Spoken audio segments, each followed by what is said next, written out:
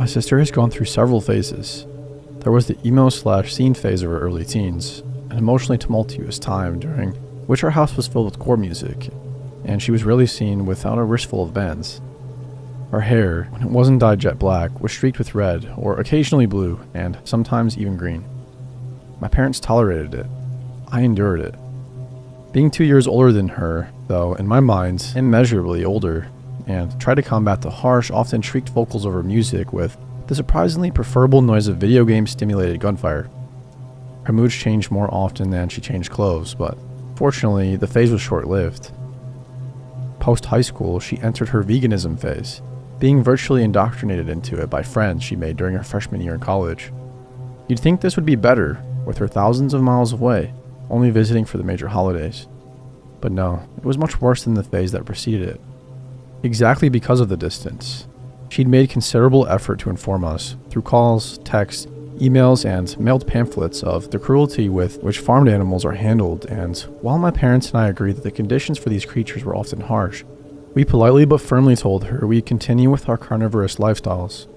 She, of course, equated us to several genocidists throughout her human history and caused several scenes at Thanksgiving and Christmas, both holidays, of course, having various meats served. Eventually, she mellowed out, an ideological dampening my parents attributed to the inevitable diminishing of the phase, but which I suspected was the result of a guy who most likely ate me and either argued with or simply ignored her impassioned vegan policing. Her attempts to proselytize were reduced to recommending documentaries every few weeks. 4 weeks after the noted change in her campaigning, she abandoned the attempts to quiz us on the documentaries we half-heartedly watched at her request. By the end of her freshman year, she'd pretty much reverted back to her default state. Amicable, non-confrontational, and normal. I figured there'd be another phase, because things always happen in threes, right? And waited for some dramatic pronouncement in which she declared to have finally seen some previously obfuscated truth. But she remained normal throughout her break, during which she stayed at home in her old room. I had yet to move out. I'd had the same job for the last several years, and they'd given me a manager position when I graduated high school. She finally showed us pictures of her new friends, and I, of course, flaunted the confirmation of my suspicions to my parents, behind my sister's back. When she went back for the spring semester, things seemed like they continued on being normal. I began to doubt my aforementioned belief in the occurrence of threes. Hope sprang up in my heart for a sister who'd finally developed her own sincerely held passions and expressed them like a sane-minded human being. When February rolled around and my sister came home on a Monday night, unusual given her schedule, my hope was completely terribly effaced. I was sitting in the living room watching a show when my mother's phone rang. She came into the living room from the kitchen where she'd been cooking and picked up her phone from the coffee table. She answered, greeted my sister with the appropriate surprise, given the time of day, and then said, all right, in quick succession. She turned to me, a look of confusion on her face, and passed me the phone. She wants to talk to you. Needs to. I took the phone and put it to my ear, and before I could even greet her, my sister shouted my name. I winced away, then asked her to lower her voice. She apologized, and I heard her breathing come out in a stuttered rasp as she waited for me to respond. I nearly asked why she hadn't just called me on my phone, but then remembered that I had left it upstairs to charge. Did you get my texts? Did you get them out of the house? I can't talk for long.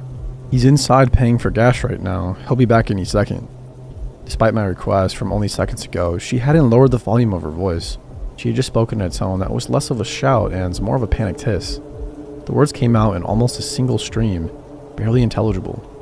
I asked what she was talking about, and she let out a noise that was a bizarre mix of a moan and the beginning of a laugh. A noise that was unmistakably the result of a mind teetering on the edge of sanity. The texts. I sent you so many. My sister's voice was so loud that my mom whipped around on her way back to the kitchen, having heard her daughter's voice blare through the phone. The call wasn't being fed through the speaker. The voice had just been that loud. My mom's face quickly changed from a look of confusion to an expression of motherly worry, and her eyes questioned me about her daughter's apparently manic state. I shrugged, then held up a hand for her to wait while I questioned my still screaming sister. It took several tries to silence her before she finally let up, and I quickly asked a series of questions before she could get back to the screaming. I told her that my phone had been upstairs charging and asked what the text had been about. I also asked if she was alright and if she'd please stop screaming so I could have a proper conversation with her.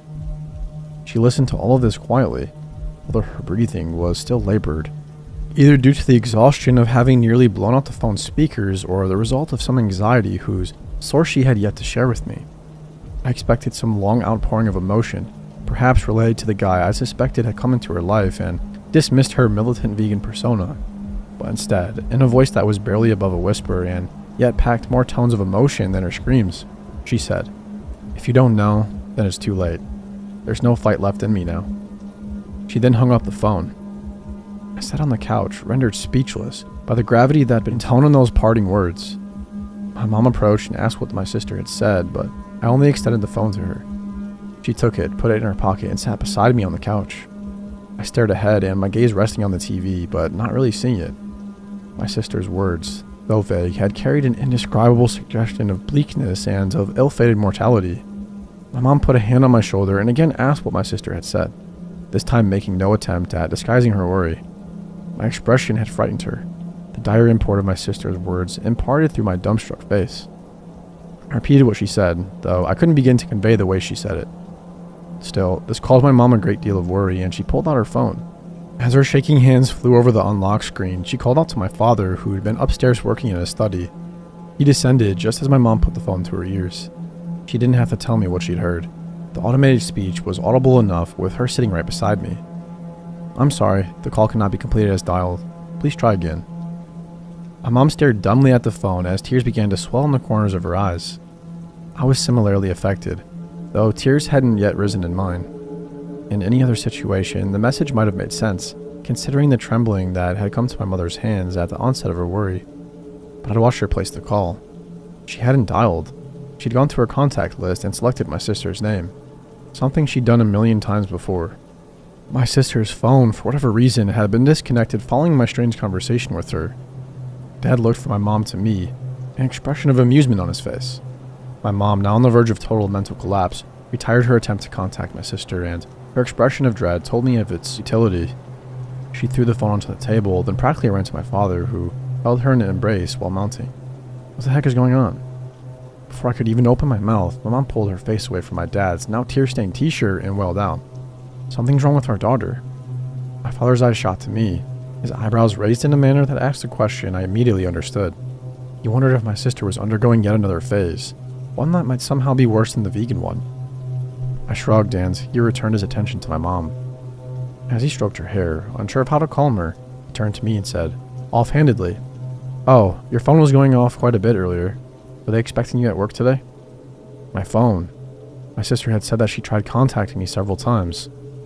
Without answering him, leaving him to console my mother despite having no knowledge of the issue, I sprinted upstairs to my room.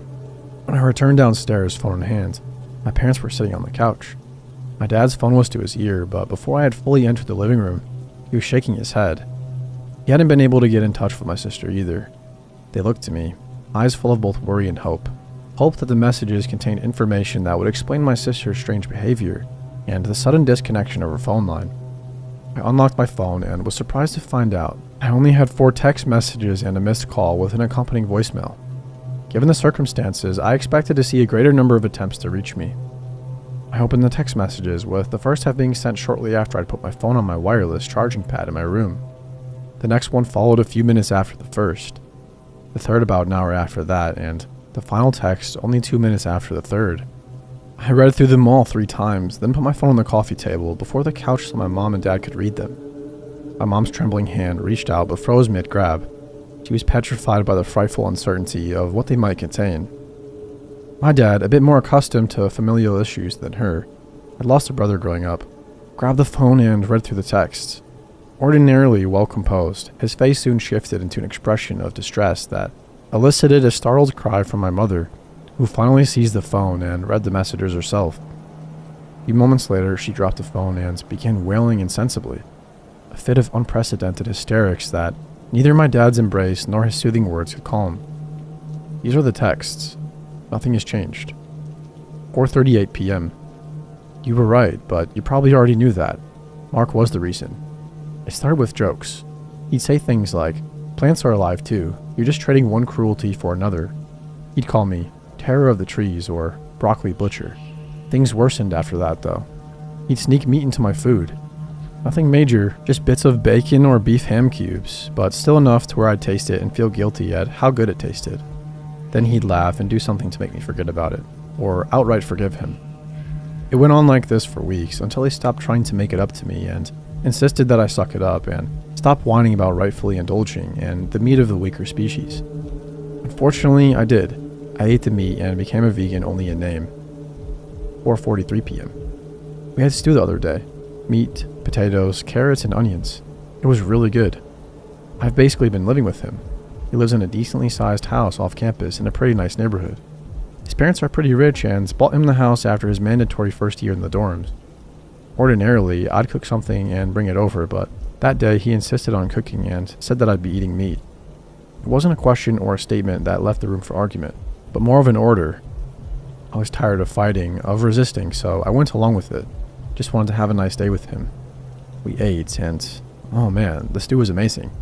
I hadn't had something so deliciously savory in years. It made the relatively simple meal seem like something that had been expertly and painstakingly prepared.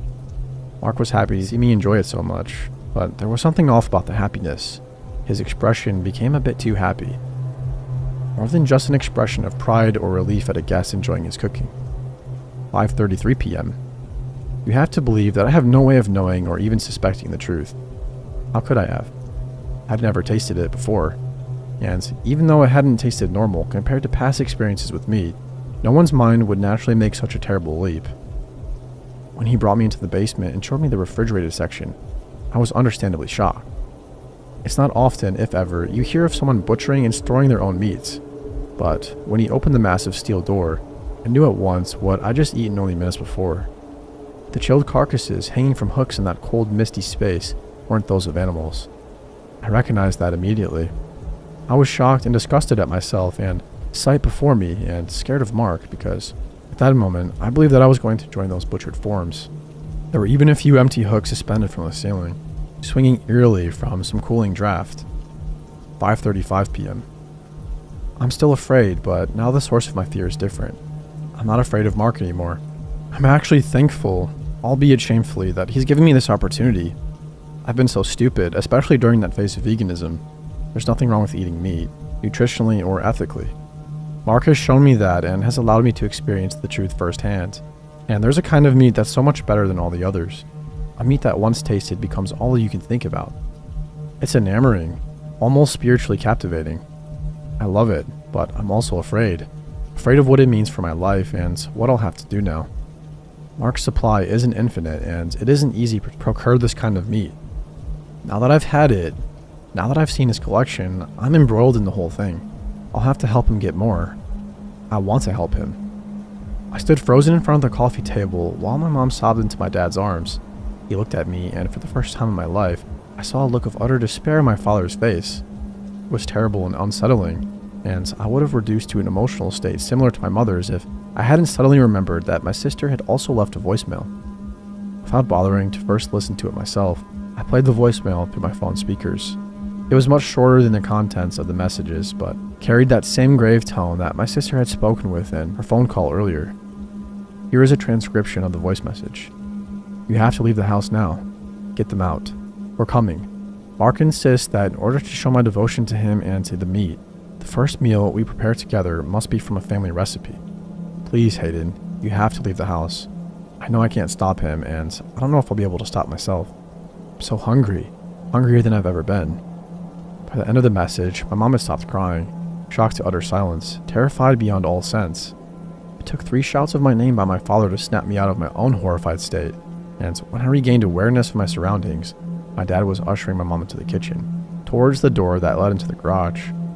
With a mind numbed by terror, I followed along automatically. We bundled into my dad's SUV and sped out of our driveway and onto the darkly lit street. Despite seeing nobody for several miles, it felt like something tirelessly hounded us. Some presence or deep desire physically projected by a pursuer who hadn't yet picked up our trail. We checked into an unremarkable motel about 200 miles outside of our town. My mom was completely numb, barely conscious of anything beyond the most basic stimuli. My dad's face is set in a perpetual expression of anxiety, and every time I close my eyes, I see Mark's face, shown to me in pictures sent by my sister months ago, but warped hideously. devilishly, into a grin of cannibalistic malice with bloodied strips of human flesh sticking out between sharpened ivory teeth. And in these awful mind-assaulting images, I see my sister beside him, her face similarly transformed, her grin equally murderous. A few minutes ago, my dad called our neighbors and asked if they'd seen anything unusual going on around our house. I saw the color drain from his face as he listened to what they said and then ended the call. I met his gaze. My question sent through the look alone, too terrified to speak. He cleared his throat and, without looking at my mother, who sat on the edge of their bed, looking absent-mindedly out the window, said, "Alan and Lee said they saw your sister and a man pull into the driveway, enter the garage, and then leave a few minutes later. But aside from that, nothing else." My dad put the phone on the bedside table, turned off the lamp, and gently laid my incident mother on the bed beside him. A few moments later, when my trembling had subsided and my fear had died down to a manageable degree, I went to the motel door, ensured that it was locked, and climbed into my own bed. It was all just familiar, habitual behavior. Despite the hour, I knew that I wasn't going to get a second of sleep. I don't know what neighborhood Mark lives in, what kind of car he drives, or if Mark is even his real name. Calling the police seems pointless. I think my dad arrived at the same decision sometime earlier in the day. Otherwise, I think he would have called them by now. My sister, by the guidance of some awful, possibly even inhuman cannibal, has developed a deep desire for human flesh, and is even willing, monstrously, to devour her own family. As I laid my head on my pillow, I silently prayed that I'd never see her again.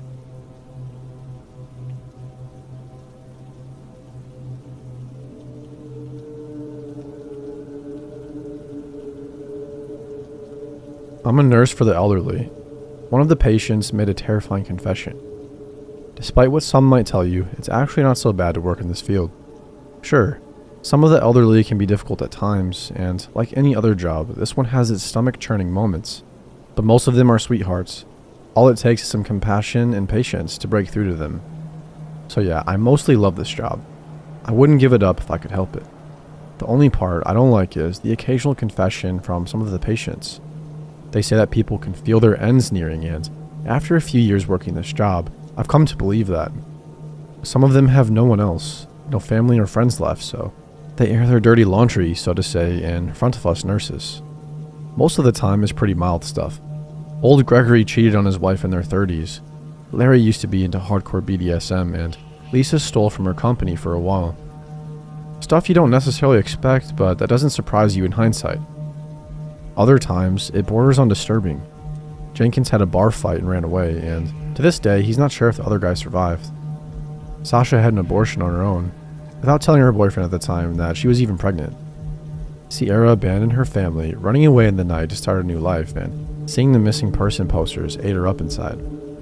That's the kind of stuff that gets under my skin, but I can at least understand where they're coming from. I can sympathize, even if I don't condone their actions. But then, there are monsters. The ones that have committed truly atrocious deeds, and their confessions keep me up at night. Julia, the sweetest old lady you'd ever meet, gaslit her husband into something I can't even talk about here to cash out his life insurance. Freddie helped burn an entire village back in the Vietnam War, basking in the flames and the screams of the dying.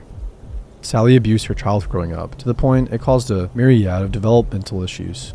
Mind you, I haven't been there myself for all of those confessions. We nurses tend to share, morbid as it might sound. Go ahead and judge if you want, but we didn't ask for those burdens to be placed on our shoulders, and we'll seek relief whenever we can find it. Most of the time, it's just innocent gossip, the "you won't believe what Gus used to do when he was young" type. Other times, there are tears and silent cries in the break room, stone-cold expressions, and a pressing atmosphere, not of hints of levity to go around. But such is life in this field. Most of us have learned to live with it, and those who couldn't walked away.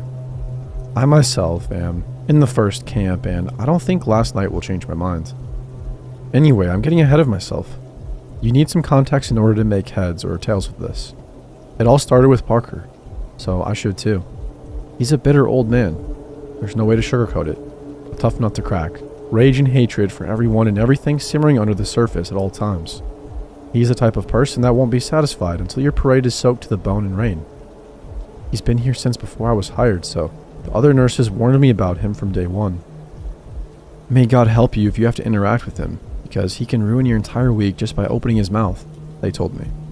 I didn't take them seriously, thinking he couldn't be that bad. Spoiler alert, he was, but not in the ways you'd expect. He didn't get physically violent like some of the other elderly. He didn't fling shit and piss-soaked diapers at us. He flung words, but he knew how to make them cut, and cut deep. Our first interaction happened when I had to check up on him and make sure he took his medicine. It was a nice evening, and I found Old Man Parker in his room, lounging in his recliner. He faced towards the windows, back to the door, and he didn't bother to turn around and look at me when I entered. "Good evening, Mr. Parker," I greeted. "Hey, fresh meat," he spat a response laced with spite. I gritted my teeth and tried to sound polite when I answered. "My name is Jessica, but..."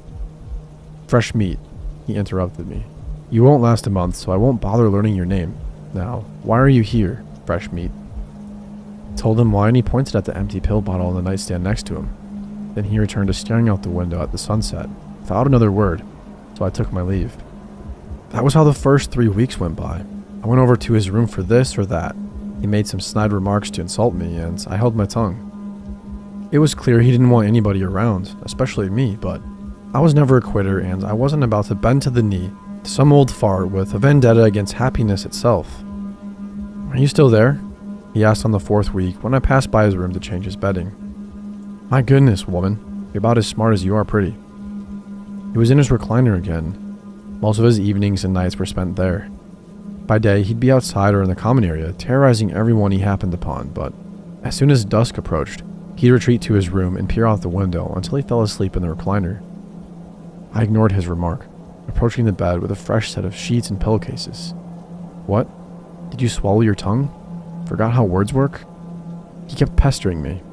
I took off the old sheet and discarded it on the floor, even though it wasn't all that dirty. That wouldn't be a big surprise. Honestly, the only thing surprising me is that you learned to speak in the first place. Now, I don't recommend doing what I did, reacting like I had.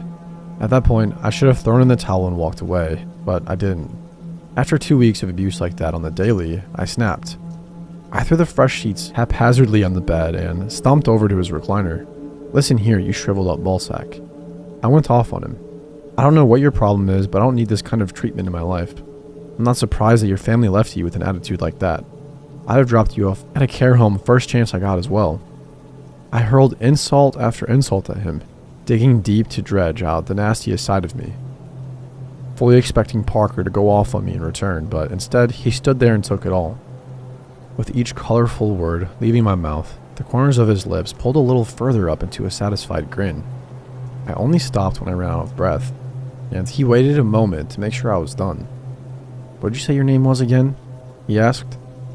"Jessica." "Jessica," he repeated, letting each letter roll off of his tongue. "Tell you what, I like you." And that was that. He returned to staring out the window, and I was able to carry out my work in peace. I regretted the outburst for a while, feared that it would somehow come back to bite me in the ass and get me fired, but Parker didn't tell anybody. It was our little secret. Every day after that, he'd grin when he saw me. He still gave me lip, but it was different. More jovial. Not trying to insult me and drive me away, just to tease me. But I could work with him without breaking down into tears afterwards, so I took my win. After a while, I started teasing him back. He'd call me his insult of the day. I'd call him mine, and we'd laugh it off and move on. What I'm trying to say is that we developed this weird bond, and I actually started having fun. I started looking forward to it. We didn't talk about anything else. I didn't know the first thing about him, and he didn't know the first thing about me, but in my eyes, that only added to the charm. Life moved on, and before I noticed, I'd been working there for years. Rumors about Parker abounded. Everyone had their theories and beliefs, but I couldn't confirm or deny any of them. The man was still as much of a mystery to me as he'd been on the first day. Then one day, about a month ago, things started to change. He'd make fewer comments. He spent more and more time in his room, isolating himself from everybody. Parker had always been very self-sufficient for somebody his age, but he started needing help with things, and I could see it ate him up on the inside. I didn't mind. After all, that was what I was getting paid for. But the man had his pride. He refused to be seen by a medic and get treatment, so we all expected him to kick the bucket soon. A prospect that made most everyone in the care home happy, but I for one dreaded it. Even so, I knew better than to try and talk to him about it. One evening before I went home, I checked on him. Parker was in his usual spot in the recliner. drapes drawn aside and window wide open. The sun was already gone, sunken below the horizon, painting it red as night crept in. He didn't acknowledge my presence, not until I stopped next to him. "Hey, Jessica," he greeted, his voice a low rumble. I nearly went for a, "Hey, fartbone," but the sound of my name and the way he said it gave me a pause. For the first time in the many years I'd known him, he sounded serious for once. A pit of dread formed in my stomach. "Everything all right, Mr. Parker?" His lips curled at the corners, pulling his gaunt face into a smile. A dry, raspy chuckle left his throat, but he let my question linger in the air for a long moment. "Going home for the night?" he asked. "Yes." "Could you stay just for a little while longer?" "Of course." I knew what this meant. Parker felt that his time was coming and he wanted somebody next to him. I leaned in to take his hand into mine, but a bastard will be a bastard to the very end. He slapped my hand away, so we stood there in awkward silence, watching the night settle outside. "You're the closest thing I have to a friend, Jessica," he said out of the blue. "The closest thing I have to a family." He let out another laugh, but it sounded sad. "Man, I'm so pathetic," he said. I put a hand on his shoulder, and this time he didn't slap it away. I had no idea what exactly to say. Parker wasn't one for sappy speeches, so in the end, I went with the truth. Blunt as it was, I figured he'd appreciate my honest opinion. "It's your fault for being a grumpy old fart. Could have had many friends here, so why?" "Do you have any plans tonight?" he asked, and I nodded a no. "Then, can I answer your question with a story?" "Sure." He shifted in the recliner, biding his time as he searched for the right words. I've seen it all before in others. They think themselves ready to open up until the time comes to actually do it. With a sigh, he resigned himself to the situation and started speaking. Parker was born in a small town in the 1940s, right off the back of the Second World War. He had an older brother and a father, neither of whom he remembers. The first died of some disease as a child, and the second got drafted and died overseas while Parker was still a baby. That left his mother alone to raise him, but they weren't the only ones struggling to make ends meet in that town. Most everyone else did too. Life back then was harsh, especially for isolated communities like theirs. But I had a decent enough childhood, Parker assured me. My mother did her best, working herself to the bone and going hungry most nights to make sure I wouldn't. He took a short pause, prying his gaze away from the window to make eye contact with me. I could tell he was uncomfortable. Dwelling on the past brought him a great deal of anguish, but he looked away from me after a long moment, back at the dark world outside, and continued speaking. Despite his mother's best efforts, his childhood was short-lived. Parker had to grow up fast, to become dependable, to help around the house, and to find work. It wasn't uncommon back then, kids as young as 8 or 9 working shoulder to shoulder with the adults. We didn't have much of a choice. Things such as getting an education or waiting until they were adults were little more than pipe dreams. But luckily, Parker was big for somebody his age. At only 10, he was taller and stronger than his 15-year-old friends. He could handle his manual labor, and having an extra set of hands to go around, a second breadwinner, did wonders for their household.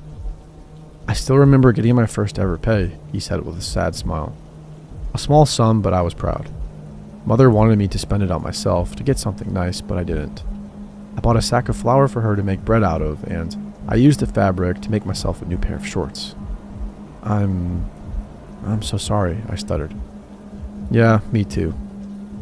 But time went on.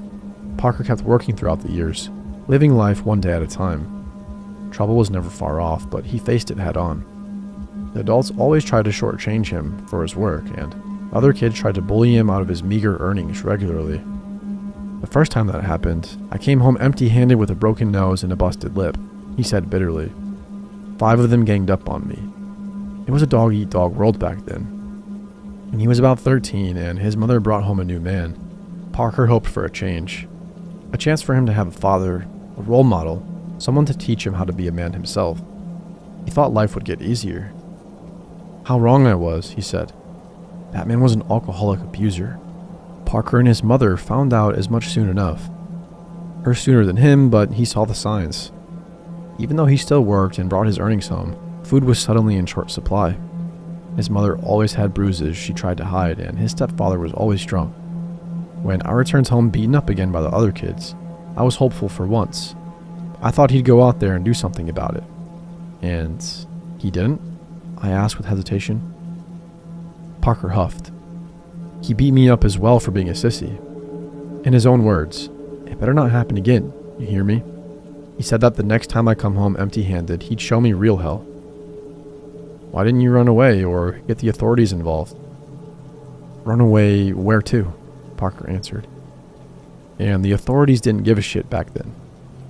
He kept enduring the abuse for the sake of his mother. Couldn't leave her all alone with his stepfather. But it escalated gradually. Soon enough, his stepfather would take Parker's money outright. Then he'd beat his mother out in the open. It wasn't long until he raised his hand at me on the regular, Parker said. But it kept my mother safe, so I endured it. On the nights I'd get beaten up, she was safe. And those nights only got more common as time went on. At first, Parker would get beaten up for stepping in, taking the place of his mother. Then he'd get beaten up for not bringing enough money home. Then for no reason at all. At some point, I couldn't take it anymore. I snapped, Parker admitted. The other kids stole my money again, and I was afraid to go home that night. Afraid of what he'd try to do to me, so I ran off into the woods, looking for a place to sleep. And instead, I found this old well. Old well, I asked, not sure what it had to do with anything up to that point. Old well, Parker confirmed. You know, a hole in the ground for people to get drinking water. I know what a well is.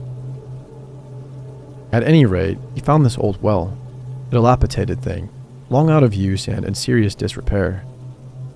Parker nearly fell down into it when he leaned over the edge to peer down. He threw a pebble into it, but it never landed. Then he tried spitting into it and yelling down into the shaft. It echoed for a long time, much longer than it should have. Parker listened in awe as his voice reverberated from the well for minutes on end, not getting any fainter. But all aside, it gave him an idea. I didn't like the sound of that. I did end up returning home that night, Parker said. Found him beating up my mother since I wasn't there, and he chased me when he saw me.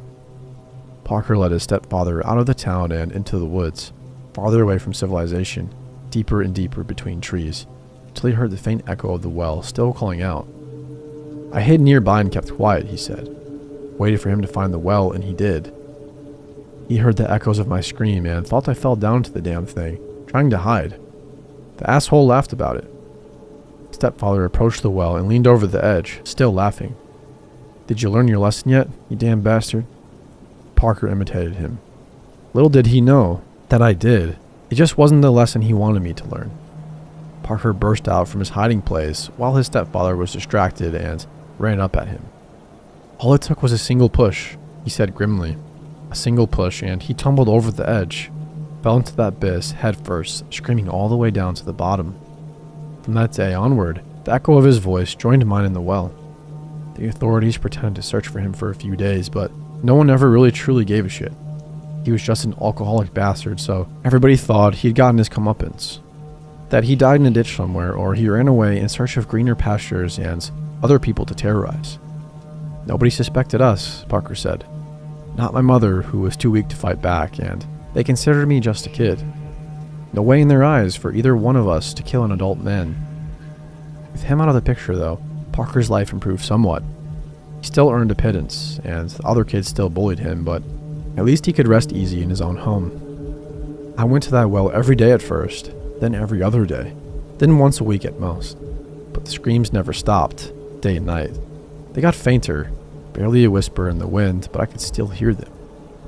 Didn't it scare you? Yeah, it terrified me, Parker admitted, but I also saw the possibilities. That answer terrified me. I contemplated for a moment calling it a night, putting an end to Parker's confession and leaving, but I was also curious, for better or worse. Next up were the kids that bullied me, Parker continued. It took me a long time to build up the courage to even consider it, but enough abuse will push reasonable men to unreasonable actions. The gang was 5 members strong, their leader 19 years old and the youngest about Parker's age. The rest were all in between. Starving street urchins, Parker called them, either orphans or with home lives similar to his own that pushed them to run away and brave the world. Except they were lazy, he said. They took the easy way out, stealing, conning, and bullying other kids, like they did to me. The community wasn't happy with them, but they never targeted adults, so they were tolerated.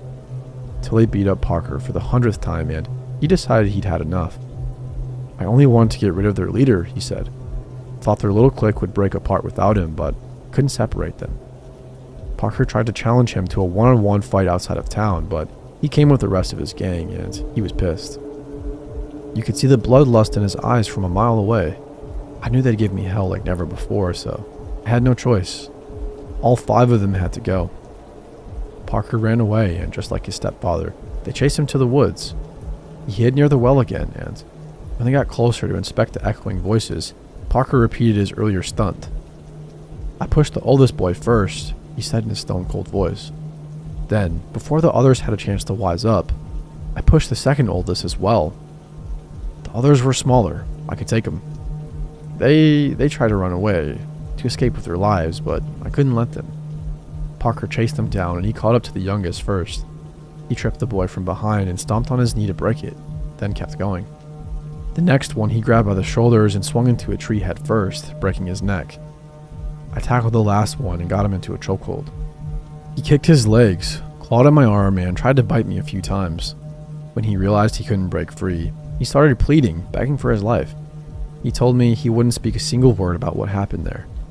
He begged like that all the way to the well, until his legs were over the edge. The boy with the broken neck followed, and the one with the broken leg dragged himself quite the distance by the time Parker got to him.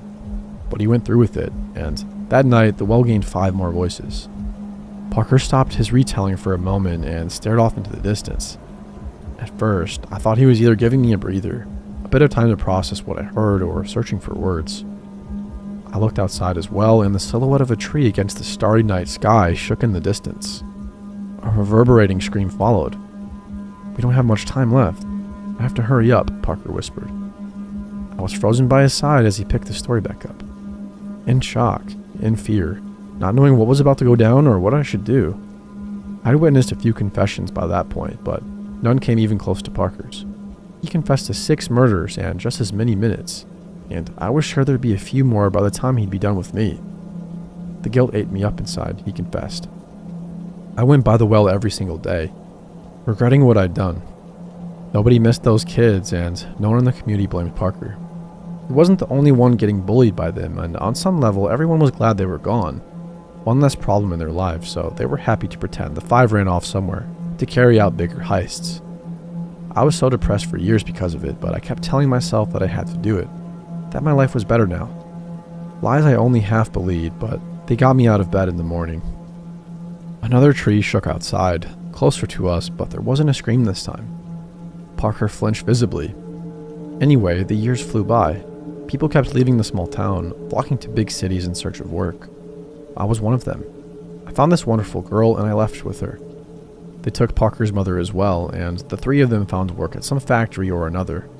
And for a few years, he thought he'd left the small town and his horrible deeds behind. Until I started hearing screams in the night, voices I recognized. I thought I was imagining it at first. I tried to convince myself it was nothing more than just me going insane with guilt. Another tree shook outside, followed by a howl. And let me guess, it was all too real. Parker nodded his head. My mother went missing one evening and we never found her. The big city police took it a bit more seriously, but they couldn't dig up a single lead. No witnesses, no suspects, nothing. But Parker knew exactly where to find her, or what was left of her. After a long trip back to his hometown and a trek through the woods, his worst fears were confirmed. His mother's voice joined the tortured chorus in the well. I broke down right then and there. I cried in that forest by myself all night long.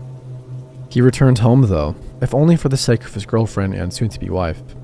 She was pregnant, and they'd soon have their first child, and Parker wanted a better life for them than he had growing up. He'd be there for his kids, there for his wife, and there to make sure they'd be alright. They got married with little fanfare. A few friends and even a few family members for a proper wedding, and their child was born a couple of months later. The most beautiful baby girl in the world, Parker explained with a glint in his eyes. Holding her, hearing her crying, was all I ever wanted. Enough to justify everything I'd done and been through in a heartbeat. Another tree shook outside and something took contour in the underbrush at the edge of the property. I let out a yelp and Parker reached for me. He grabbed my forearm and held me steady as I tried to back away. "We still have a few minutes," he said calmly, "and don't worry, it's not here for you. You're safe." He proceeded with the rest of his story, and I had to try my damn hardest to divide my attention between him and whatever was out there. I treasured every moment with my wife and daughter, but you know how these things go. She grew up in a heartbeat. Before I realized it, she spoke her first words and took her first steps. Moments I couldn't be prouder of as a father. The thing bellowed, a guttural sound that rattled my bones. A dying animal was my first thought. A coyote getting murdered or a fox going into heat. I took a step forward into the faint circle of light surrounding the care home and I saw a human face. Then another and another one, contorted in agony and held together to form a gigantic head. Then that thing returned once more, Parker said, raising a hand to point at the advancing beast. More cries in the night, more screams and howls. I knew what it wanted, but I couldn't let it have me or my family. Another step brought its neck and torso into view, pulsing muscles crisscrossing each other at random. Skin stretched until it pulled taut dozens of human arms jutting out of it in random places. Its myriad of eyes moved to every which way, scanning, searching. I knew I had to do something before it was too late, to either get rid of it or appease it, and I knew what it wanted. "What?" I asked, stuttering and shaking with fear. "People, bodies, victims," he answered. "More of them." I opened up its appetite, and now it was hungry. If I didn't give it what it wanted, it would get it itself, take my world from me. I didn't want to do it. I tried to talk myself out of it up until the very last moment, but I was pressed for time and worried sick for my family, so I went back to the town. For a moment, I wished my eyes could do the same thing the creatures did. I wanted to turn and look at Parker to see his face, but I didn't dare take my eyes off of it. Every last muscle in my body was clenched, holding me in place. I was barely able to breathe. I took another step forward, and all of those dread, beady eyes focused, every last one of them pinned on the window, on the room, and on me and Parker.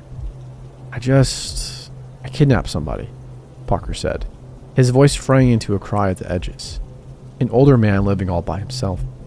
I knew him. No, he'd been a widower for decades, and he knew me. He barely fought back as I tied and gagged him. I expected him to plead as well, like the kids had. I expected him to fight me, but the silence, it was worse somehow. Did he know about that thing?" I managed to push out a question. "What? No, of course not," Parker answered. "He was just an old and frail man, and he knew he couldn't do anything to stop me. Maybe he'd given up on life long ago, like I ended up doing. I don't know." The rest of the monster came into view as it advanced towards the open window, and there was so much more to it than I expected. So many legs moving haphazardly, slapping the lawn at awkward angles to pull the body along. It felt surreal. Like that window was a screen and I was merely watching some cheap horror movie with even cheaper special effects. At night, I dragged the old man out of town and through the woods.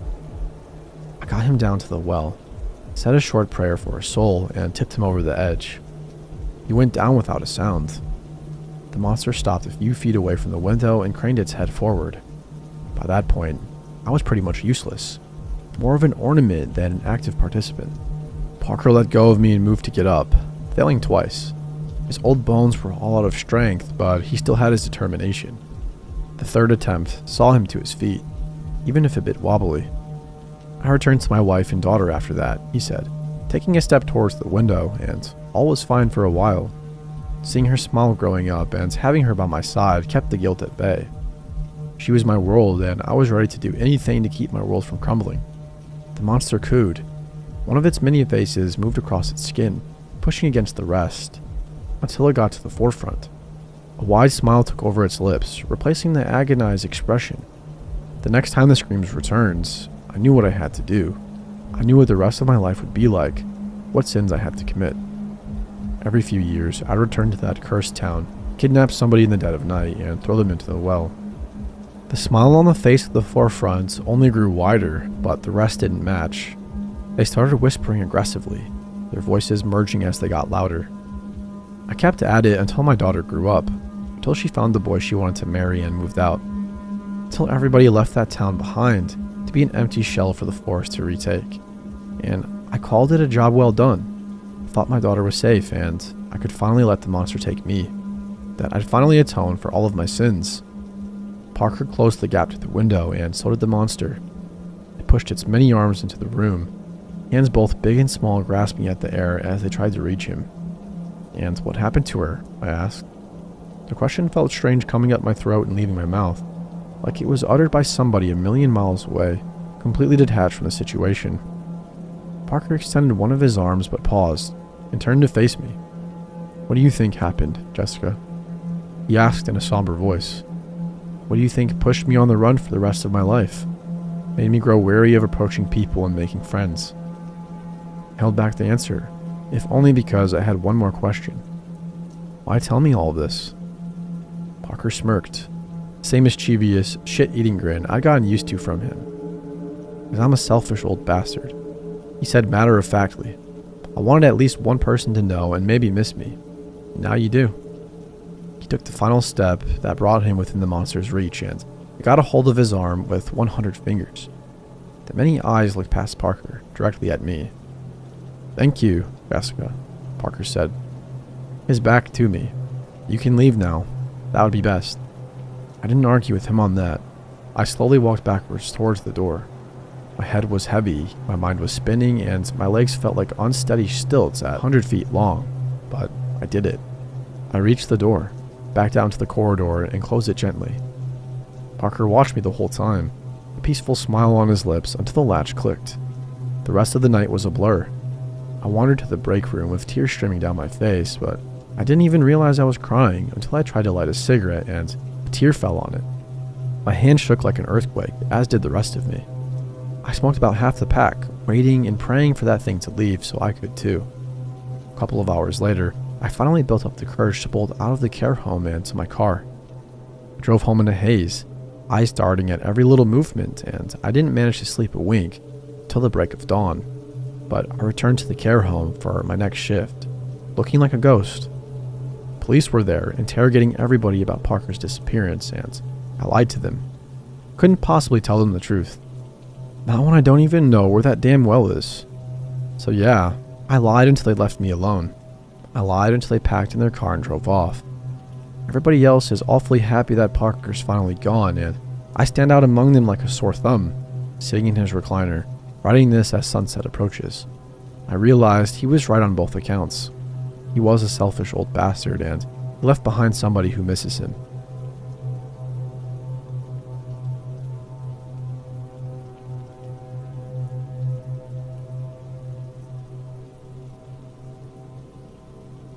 I, 33 male, live in Texas with my daughter Alicia, 8 female, and my son Jay, 4 male. Their mom has been out of the picture for the past 2 years. Not dead, just a piece of shit, and I've managed pretty well as a single father. The 3 of us lived in a 2-bedroom in a nice neighborhood. I've got a solid job and the kids are thankfully healthy. Everything was smooth sailing until one night 2 months ago, during which I was awoken by Jay poking me in the face.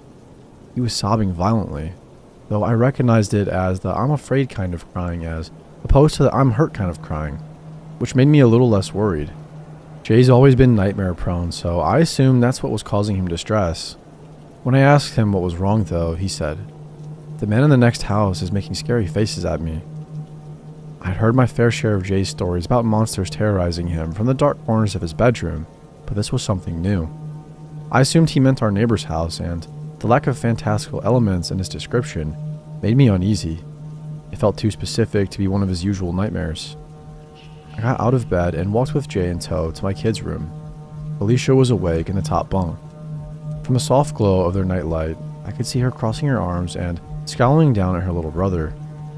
I didn't turn on any lights to give myself a better view of the outdoors, and peered out the bedroom window. Their window had curtains on it, but for once they hadn't been drawn all the way, and there was a small opening between them, which is where Jay must have looked out. One side of the neighbor's house, the one to the left from the street, was visible from Alicia and Jay's room. There were 2 windows on the neighbor's side of the house, but it was too dark inside to see anything. I recalled from what I'd seen in the daylight that the window on the left, the one closest to the front of the house, was the kitchen. I wasn't sure what the window on the right was, as it always had its curtains drawn. I asked Alicia if she'd seen anything, and she shook her head. "He's always having nightmares and crying. I don't want to share a room with him anymore, Dad." I never get any sleep. It's not fair." Of course, hearing that made Jay start crying again, so I let him sleep in my room for the night. He has this TMNT indoor camping tent that he prefers to his actual bed. Honestly, at that point, I half suspected his nightmare to be a ploy to get me to let him camp. Anyway, I guess I'm a total pushover because he slept in that tent in my room for the next 2 nights. On the 3rd night, I was woken up again, but this time by Alicia, who was standing over me and shaking my arm. That kid hadn't woken me up in the middle of the night for years. When I asked her what was wrong, she said, "The neighbor was making faces at me." Those words and the fear in my daughter's voice really put me on edge. I closed the curtains when I said goodnight. "Did you open them?" "Only a little, but it's because I heard a weird noise." "What did you hear?" Alicia couldn't recall exactly. According to her, she had gotten out of bed to see what was going on, and when she lifted the curtain, she saw a light on in the neighbor's window. The curtains in the back room had been drawn back, and our neighbor was standing in his house, right up against the window frame. What was he doing? Alicia thought for a moment and then made an expression I never want to see on my child's face, or anyone else's for that matter, ever again. I won't do it justice by describing it, but it looked something like this. First, she smiled with both sets of teeth so that there was a little open sliver between the rows, and then she furrowed her eyebrows. She inclined her head towards me, kind of Kubrick stare-esque, and strained the muscles in her neck. The worst part, though, was what she did with her hands. She held out her left arm, forearm up. Then she clenched her right hand into a fist and moved it back and forth rapidly over her forearm. The poor thing described it as playing the violin, but it seemed pretty obvious to me that my neighbor was trying to scare her. Disturbed, I told Alicia to stop and to not make either the expression or the gesture again. I was angry and confused.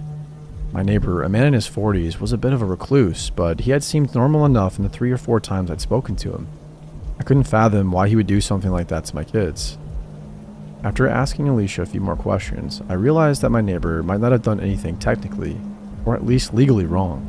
It wasn't against the law to make inappropriate gestures in your own home, but it seemed like he was targeting my kids specifically.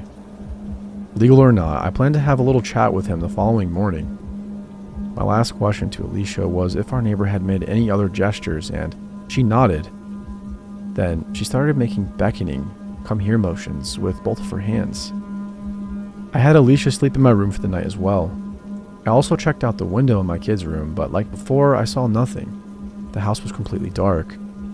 The next morning, before work and after dropping Alicia and Jay off to school, I spent a good 5 minutes knocking on my neighbor's front door. I figured he was home since his car was in the driveway, but he never answered the door. Eventually, I had to leave for work, and as I was walking away, I turned around quickly to see if he was watching me. He was. A coward. I saw him for a split second at the front window before he ducked beneath the sill and out of view. Clearly, the guy had problems. I yelled out to him to stop messing with us, then left. That same night, I put a plan in motion. While my kids slept in my room, I hung out in theirs. It was a Friday night, and I was ready to pull an all-nighter so that I could catch my neighbor in the act. Although I trusted my kids, I wanted to confirm that there was actually something nefarious going on here. Before I escalated things, I made sure the house was locked up and all the curtains drawn, tucked my kids in, and sat on the floor under the window in their room. At around 9, I started marathoning midnight mass on my phone. I didn't want to wear headphones and miss any strange sounds, so I kept the volume low and mostly read subtitles. At midnight, I started to hear weird sounds. Like Alicia said, it's a bit hard to describe. The best I can do is that it was this low, repeated clicking sound. You know the chick-chick sounds you make to beckon a horse? It was something like that. All I knew is that the sound was undoubtedly coming from a person. After a few minutes of this, the sound switched to what I think was supposed to be a whistle, but it came out all wrong, like somebody sucking breath in through their teeth. The sound was so crisp that the neighbor's window must have been open, which was an unsettling thought given that there were only around 15 feet of space between our houses. Certain that the neighbor was at his window and that this was my best chance to see him, I stood up and pulled the curtain back in one motion. I saw him right away. There was a dim light on his room, allowing me to see that horrible expression Alicia had made the night prior.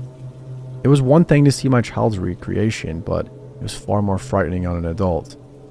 His window was indeed open, and his arms were stuck out into the cold night, violently swiping against each other, whatever that means. When he saw me and realized that he was looking at another grown man and not some poor child, he stopped his erratic motions. His cartoonish grin faded, and another more genuine emotion settled over his features. Rage. The man grabbed the window and slammed it shut, then closed the curtains with the same forcefulness.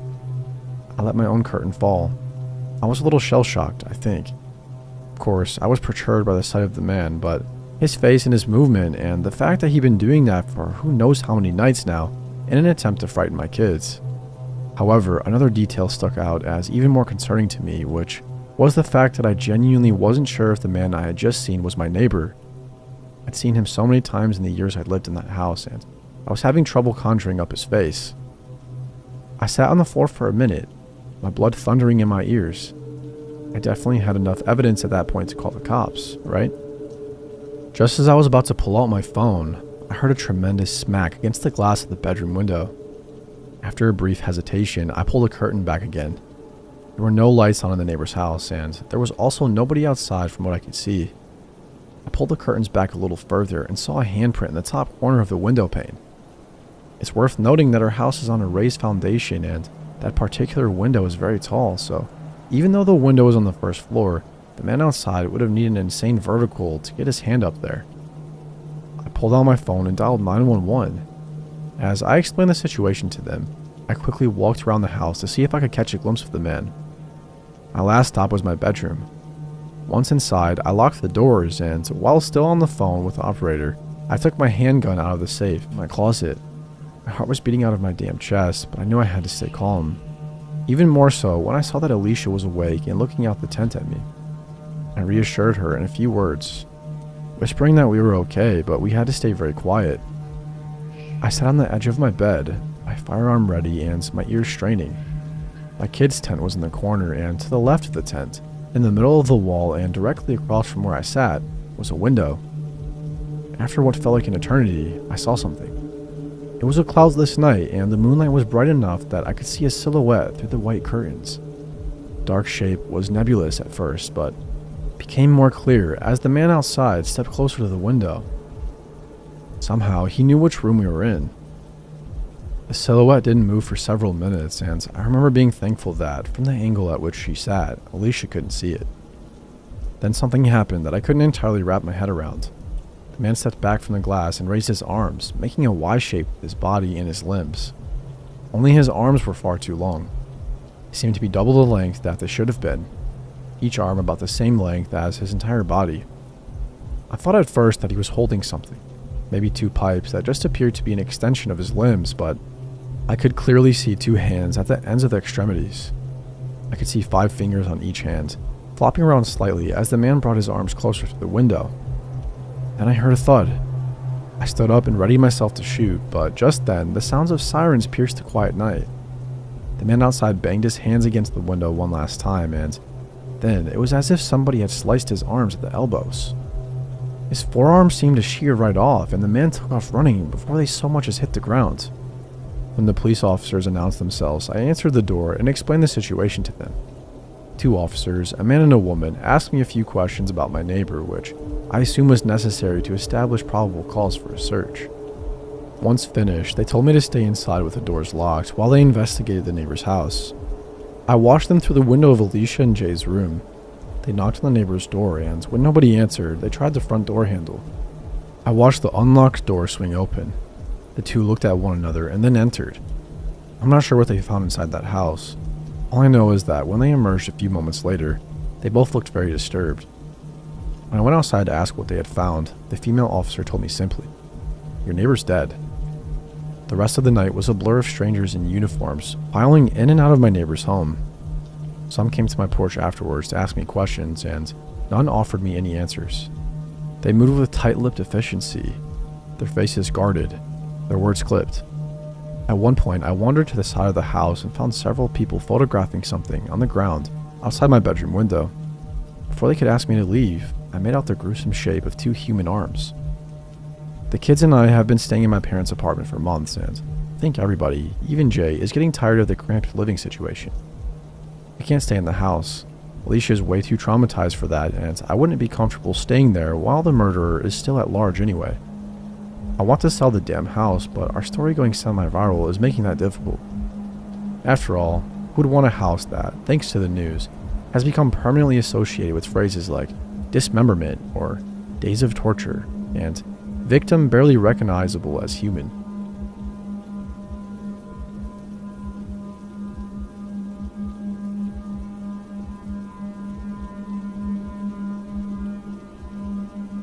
My son's teacher sent me a letter about his behavior in school. It had some pretty disturbing stuff in it. Dear Mr. Timkins, I'm writing to you because I think it's important that we discuss Billy's recent behavior in class. I've tried contacting you over the phone on several occasions, but have been unsuccessful in getting through. I would appreciate it if you could get in touch with me to arrange a meeting at your earliest convenience. Let me start off by saying that Billy is a very bright young man. He's truly gifted across the board.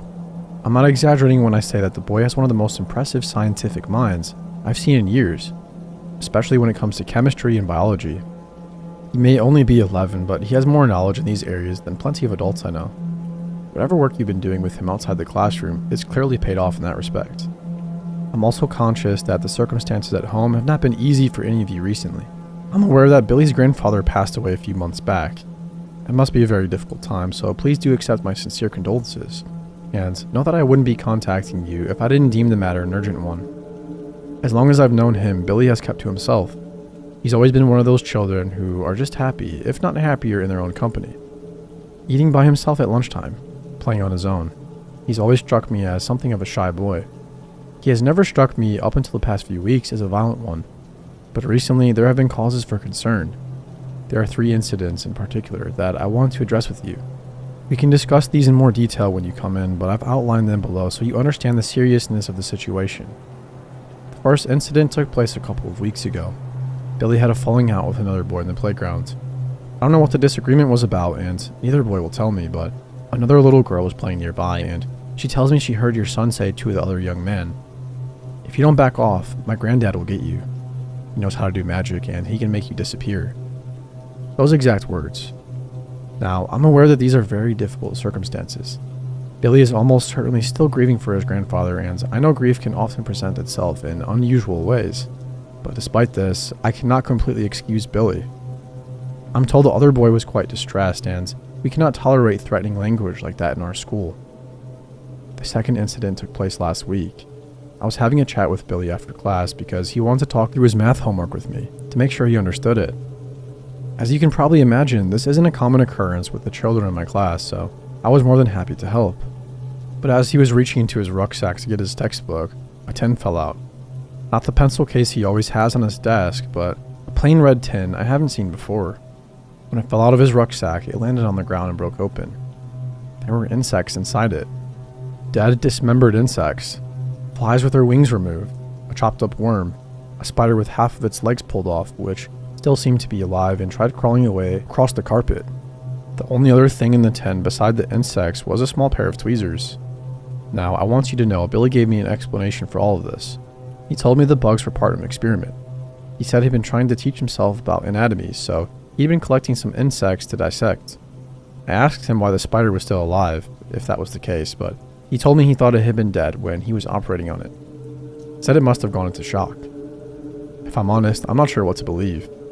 As I'm sure you can appreciate, I found the whole thing rather disturbing, and it's even more troubling in light of the final matter I wanted to discuss with you. This last incident took place yesterday. It involved another little girl in Billy's class called Annabelle. Miss Herbert, our teaching assistant, was the one who found them. Billy and Annabelle were in a far corner of the school field during lunch, behind some bushes. Miss Herbert was patrolling the area. She told me when she heard screams. She went to investigate, and when she walked around the bushes, she found Billy standing over the little girl. Annabelle had tears running down her face. Miss Herbert said she had her arms raised over her head as if to defend herself, and in Billy's hands was a pair of silver tweezers, the same pair I'd seen fall out of his bag last week. Now, I'm going to be perfectly honest with you here, Mr. Timkins. When Miss Herbert told me this, I wanted to suspend Billy on the spot. I wanted him gone. Our school has a zero-tolerance policy when it comes to bullying. But the problem is, Miss Herbert didn't actually see your son do anything to the girl, and both children insist that they were only playing. I spoke to them both separately, and they had the same exact story. They were playing at being doctors, and Billy was pretending to operate on Annabelle. When I asked her why she'd been crying if that was the case, she clammed up. Wouldn't say anything else to me at all. I did notice that she had a red patch on the back of her head, however, a bald spot that had begun to scab over. If I had to guess, Mr. Timkins, I'd say your son was using those tweezers to pull the hairs out of her scalp. The only other bit of information I have is something Miss Herbert told me. Something the girl apparently said shortly after Miss Herbert found them both. Something she let slip while she was still upset. Miss Herbert was comforting her, telling the girl she could tell her anything she wanted, and Annabelle turned to her and said, "I can't say anything bad about Billy, Miss Herbert, or he'll make it worse. His granddad's a ghost. He'll come through my window and get me while I'm sleeping." Again, that's a direct quote. Miss Herbert tried to get more out of her, but she wouldn't say anything else. Anyway, I apologize for the long letter. I know the past months haven't been easy. I'm also aware that the change in Billy's behavior is very likely linked to his recent bereavement, especially given what the other children have said about his grandfather. I'm sure you can see now why it's crucial that we speak as soon as possible. The school wants to support Billy as much as we can, but in the meantime, we simply cannot have him threatening or hurting other students. I do hope you'll contact me on the number below as soon as you receive this so we can arrange an appointment and get to the bottom of the matter. Yours sincerely, Mr. Hartford, head of Year 6. Just as I finished reading that letter, I heard the front door shut. I glanced at my watch. Billy. It was Billy home from school. The letter had left me feeling very anxious, so I decided to waste no time. I marched to the front of the house, planning to confront him straight away. Billy was unslinging his rucksack when I entered the hallway. He glanced up at me, and I saw his eyes widen when he noticed the look on my face. I thrust the letter in front of him. "I just got this from your teacher, Mr. Hartford," I said. "I want you to read it, and then I want you to explain yourself." Billy stared down at the letter. A lock of black hair from his fringe had fallen in front of his eyes, and he swept it aside with a shaking hand. The shaking only got worse as he read what his teacher had written. "Well?" I demanded a few minutes later. Billy looked at the ground, refusing to meet my eyes. He didn't say anything. "Right," I said. "Come with me." I took Billy's arm and led him through the house, chastising him as I went. The thing you need to understand, young man, is that when you act out at school, it doesn't just affect you. You're walking through the dining room now, en route to a little hallway at the back of the house. It risks affecting your entire family. We entered the hallway and paused beside a closed door. I stared at Billy, who was looking up at me with frightened eyes. "Well, what do you have to say for yourself?" Despite the fear in his face, Billy met my gaze. I'm sorry, Dad," he spluttered. "I'm really sorry." I saw that his eyes had started glistening with tears. In that moment, he didn't look violent or capable of hurting anyone. He looked like a little boy. And just like that, I knew I couldn't be angry with him. Tensing my whole body, I pulled open the door as we were standing beside the door to the basement. All at once, the hallway was filled with the sound of high-pitched screams. The noise made me feel ill. I found myself reflecting, almost absently, on what an efficient job the builders did with the soundproofing down there. Really thorough. I told him at the time Billy would be using the room to practice his drumming. Said we didn't want any noise whatsoever to escape. They obviously listened. "Look, Billy," I said, "I know how much you miss your granddad, and you know what a special man he was, don't you?"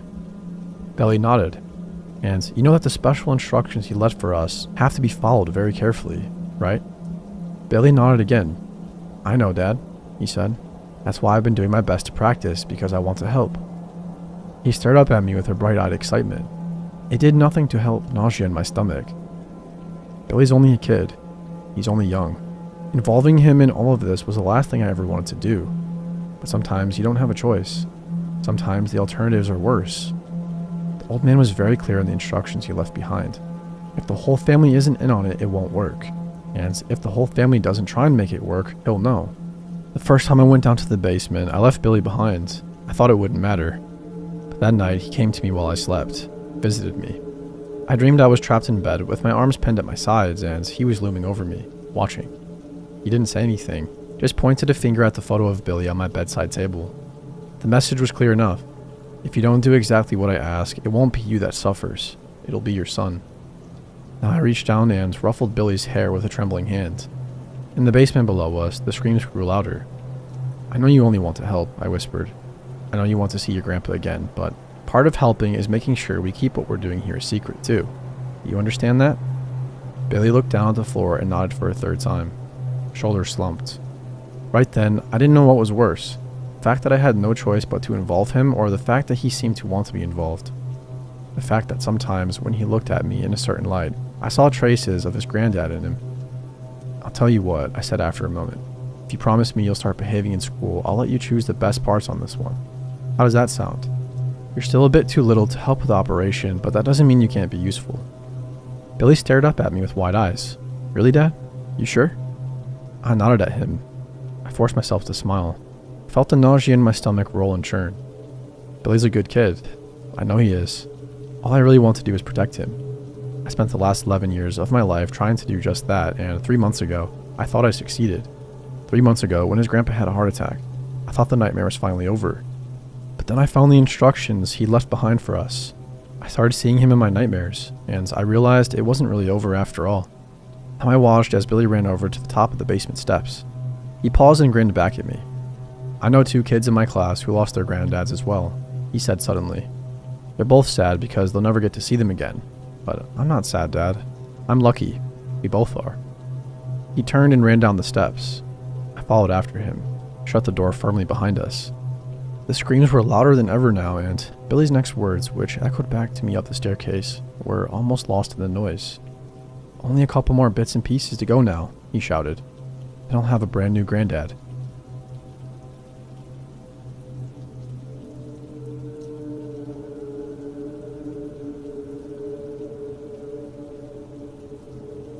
I found a disturbing family secret in the house that I inherited. Learned about the house on the drive back from the hospital. Considering that I was weak and half delirious with fever, it seemed an odd time to tell me about my birth, parents' final gift, but my grandparents were insistent. Maybe they figured that after such a close brush with death, there wasn't any time left to waste. I needed to know. My paternal grandparents had raised me, and they were the first people that I called when I began feeling sick. The fever lasted for days, followed by tremors and hellish, paralyzing night terrors. The doctor's tests were inconclusive, but after a while, my temperature finally began to drop down on its own. It had been a close thing, and when I heard my grandparents' news, it was hard to believe that I wasn't still asleep and dreaming. According to them, I had inherited a house. We wanted to wait until the time was right, my grandparents explained. And now we think it would be the perfect place for you to rest and recover your strength. Tired as I felt, I agreed with them. I didn't want to wait another minute. Fortunately, the house I inherited was just an hour away from the town where I'd grown up. At the end of a long gravel driveway, my grandparents' station wagon ground to a halt in front of a wrought iron gate. My breath caught in my throat. This wasn't a house, it was a mansion. A tanned, pudgy man in work attire ushered us through the gate with a wave of his hat. My grandparents rolled down their window, talking to him like an old friend. His name was Paolo, and he was the caretaker of the estate I inherited. With a short bow, he invited me inside. My grandparents said their goodbyes, assuring me that they would be back to pick me up as soon as I felt better. The plume of dust that their car raised as it disappeared down the gravel road felt as unreal as everything else around me, and I pinched myself as Paolo led the way across the perfectly mowed green lawn. Paolo warned me not to get my hopes up. The house itself had been in my mother's family for generations, but for tax reasons, it was owned by a private trust. The place badly needed updating, but the trust prohibited all but the most superficial of renovations. Paolo's complaints and chatter faded into the background noise as I walked through the double doors and took the place in. Ornate wood-paneled walls, mosaic floors, stained glass flowers, and the custom-built windows. I didn't understand. I'd always believed that my birth parents simply hadn't had the resources to raise me, but this place was clearly worth a fortune. Noticing my confusion, Paolo explained that a 19th century millionaire had built a place for my great-grandfather, Alexander, as a way of funding his research. Apparently, my great-grandfather on my mother's side had been a sort of later-age Renaissance man. He'd owned almost nothing and lived on the patronage of the wealthy. Paolo's own great-grandfather, an illiterate Italian farmer, had been hired as a caretaker just 2 days after passing through Ellis Island, making the house as much a part of his family history as it was mine. I was winded by the time we arrived at the master suite. My sickness had taken more out of me than I thought. Seeing stars, I sat down on a real feathered bed and looked out the window over the rolling hills, golden in the late afternoon sun. Smiling at my disbelief, Paolo reminded me that he'd be in the caretaker's cabin if I needed anything. The house was well provisioned, but if I had any requests for food and drink, he could pick it up when he went into town. almost as an afterthought. He added that I should ignore any odd sounds that I might notice after dark. These old houses tended to creak and groan as they settled into their foundations, Paulo explained, and rats sometimes invaded the attic. In any case, it was just best to stay in bed if I heard anything. After Paulo left, I kicked off my shoes, stretched out, and stared up at the canopy of the four-poster bed. My mind buzzed with unanswered questions, but my body was utterly spent. Even though there were still hours left before nightfall, I sank into a deep and dreamless sleep. When I woke, the room was dark. I reached for a light switch. Nothing. Apparently, electricity was one of the updates that the house so badly needed. The daylight coming through the windows had been so bright before that I hadn't noticed it, but now, I felt my way through the gloom to the bathroom. The house didn't have indoor plumbing, even though the toilet still flushed with an old-fashioned pull chain. I was just about to head back to bed when I heard footsteps in the hallway. My blood ran cold. This was no scurrying raccoon or creaking foundation. I pressed my ear to the door. The sound was soft, as though whoever was out there was barefoot and trying to keep quiet. The closest thing to a weapon at hand was a plunger. I grabbed it and flung open the door. The hallway was empty. I stood in the dark for a long while, listening, but I heard no sound apart from the rustling leaves of the trees outside. On my way back to bed, I noticed another strange feature of the house. None of the doors had locks or any other way to secure them shut. Despite their elaborate design, they were no different from the free-swinging doors of a hospital. I climbed nervously back into bed, unsure what my new discovery might mean. When I saw the room by light of dawn a few hours later, I felt like a fool. It was true that there was no electricity in the house, but Paulo had left a battery-powered lantern right on my nightstand. Then, when I stumbled out into the hallway, I noticed the gentle tick of the grandfather clock downstairs. It seemed perfectly reasonable that my fever-addled brain had mistaken its echo for footsteps the night before. Laughing to myself, I prepared myself some coffee and apple oatmeal in the well-stocked kitchen and set out to explore the house. My great-grandfather's patron had been generous. There was a library, a conservatory, and a vast empty room that might have once been some kind of laboratory. The books lining the shelves were a testament to his varied interests. They ranged from Slavic folklore to advanced surgical techniques and everything in between. It was, however, difficult to discover what exactly Alexander had been doing for his fabulously wealthy patron. Paulo's answer of all sorts of things wasn't exactly helpful, and the more I thought about it, the stranger it seemed that I'd never heard of my great-grandfather or his research. Still, I hadn't come to my family home to exhaust myself with doubts. I was there to recover from my illness, and despite its mysteries, the estate seemed the perfect place to do so.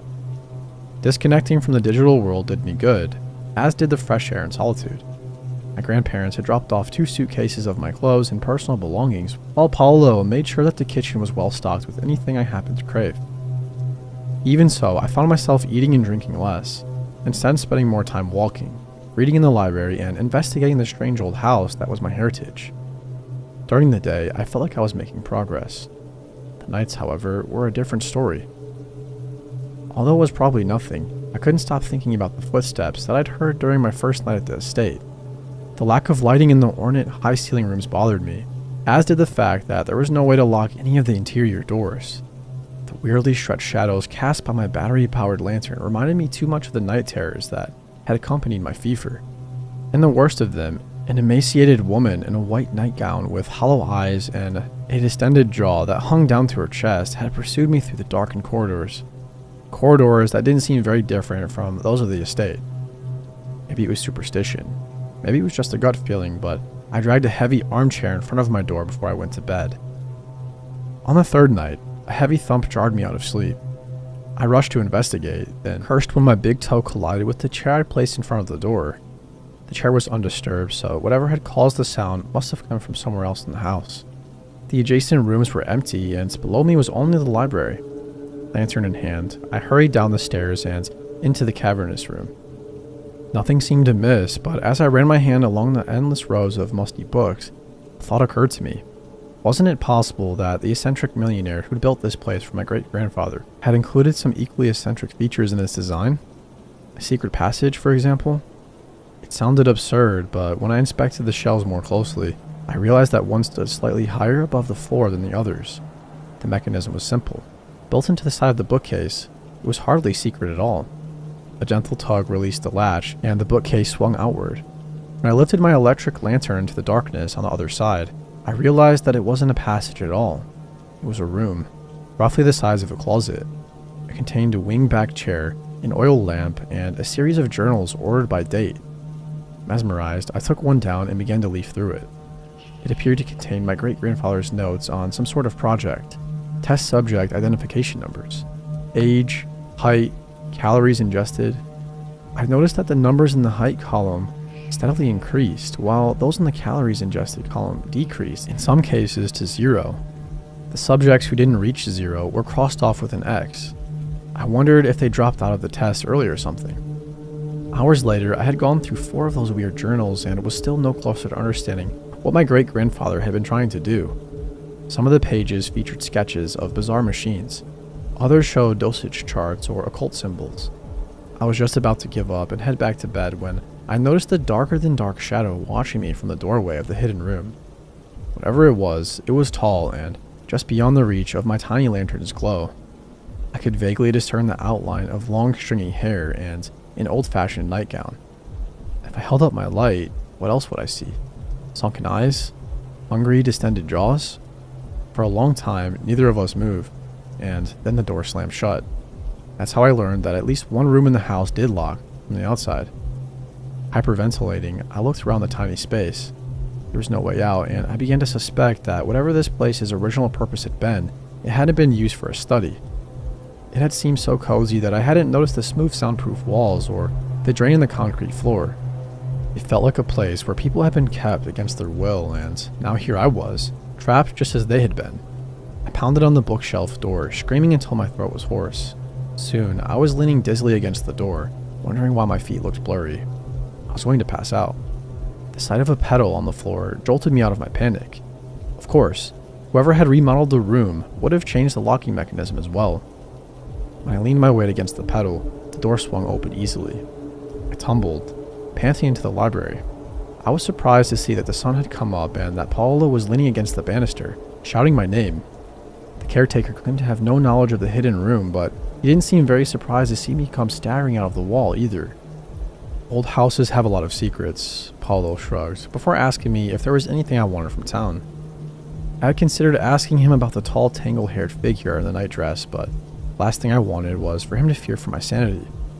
I reminded myself that I experienced strangely similar hallucinations during my sickness, and I was still a long way from complete recovery. Besides, if the gaunt woman had been real, then where had she gone? I had no appetite for breakfast. Instead, I made several loops around the exterior of the house, trying to create a mental map of its windows, chimneys, and cellars.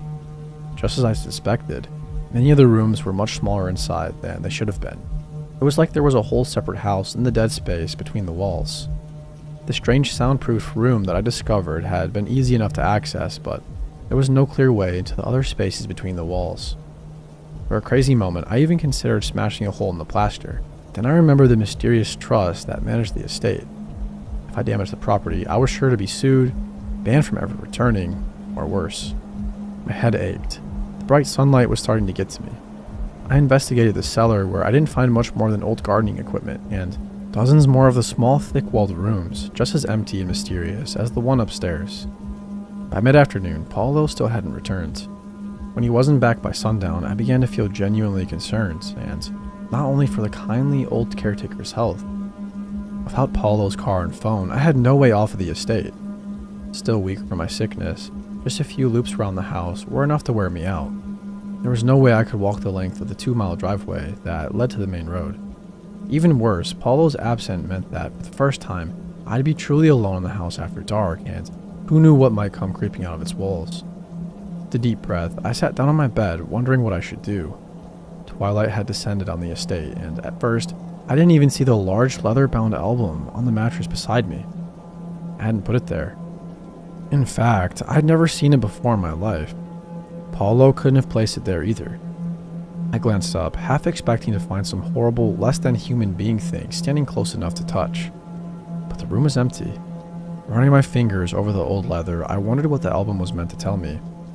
There was a small black and white photo of a family of 5 in the center of its cover. I clearly recognized my own green eyes. sharp cheeks, and frizzy brown hair in their features. Fascinated, I opened to the first page. Although our patron has been most generous in providing test subjects, the gift of immortality is not one to be bestowed casually. Within these pages, I will document my family's journey into the next phase of human evolution. Alexander T.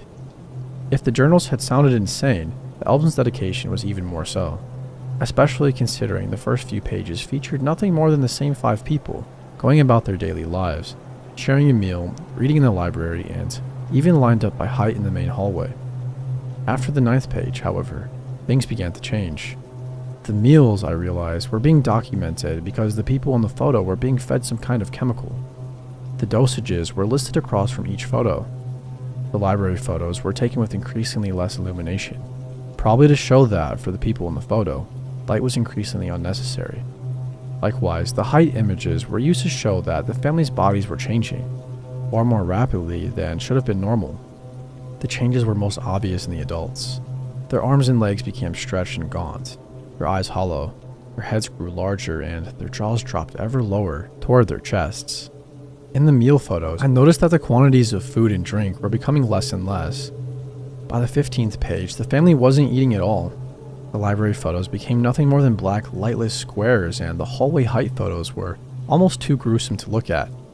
The children continued to look normal, which, in a way, was worse. For them, living with these emaciated, inhuman things was normal. I hoped they were costumes. I hoped it was a prank. Like a joke. Anything. There were no more photos until the children reached young adulthood. Then came another series of charts.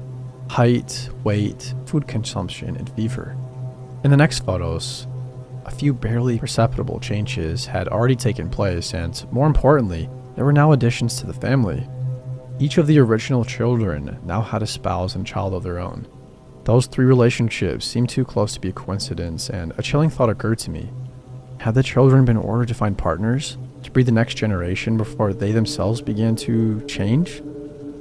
The background of the following images was slightly more modern. Bushy facial hair and corsets were out. Tuxedos and flapper dresses were in. Behind those superficial differences, however, was a sinister repeat of the first set of photos. The adults grew even more monstrous. The children were mostly unchanged until another set of charts. A 3rd generation had reached adolescence, and by now, the photos were in color. Beneath them, however, were the same measurements: height, weight, food consumption, and fever. This generation, too, had found partners and had children of their own. One of those children was my mother. I almost didn't want to turn the page because I already knew what was next. The older generation would warp and change, finally retreating into the other side of the house. The younger generation would find partners, reproduce, and then gradually begin to change themselves. My father, it seemed, had hid me from my mother's family by taking me to my grandparents. He had broken the cycle, hadn't he? I thought about the fever, the lack of appetite, the headaches caused by sunlight, and I started to wonder, what if my grandparents hadn't brought me out here to recover? What if they brought me here because it was already too late? What if I'd been allowed to discover the secret rooms, the photo album, and my great-grandfather's work, all in order to introduce me to the changes I'd soon be experiencing myself? The footsteps I'd heard and the figures I'd seen were my own family within the walls, coming to check up on me, to see how I was progressing. I looked down at my fingers. Weren't they a bit longer and thinner than they'd been that morning? My heart raced at a sudden creaking sound from the bedroom wall. It was swinging outward. The blackness beyond beckoned. My heritage, my future, an eternity of lightless passages. "Come to us," my mother whispered from the darkness. "We're waiting."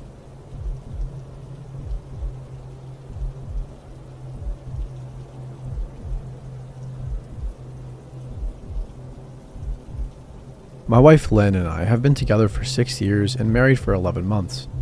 Our entire history together has been very normal, and never once have I noticed anything weird or red flags.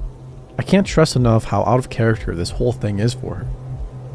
Lynn is very kind, intelligent, and thoughtful. She's always been the no-nonsense type of person. Being childish or trying to scare me is not something she'd normally do. She doesn't even like watching horror movies. When we first started dating, she agreed to watch The Shining with me because she knew how much I loved horror. She was so scared that she didn't even make it through half of the movie before we had to turn it off. She isn't into anything creepy and has never been into pranks.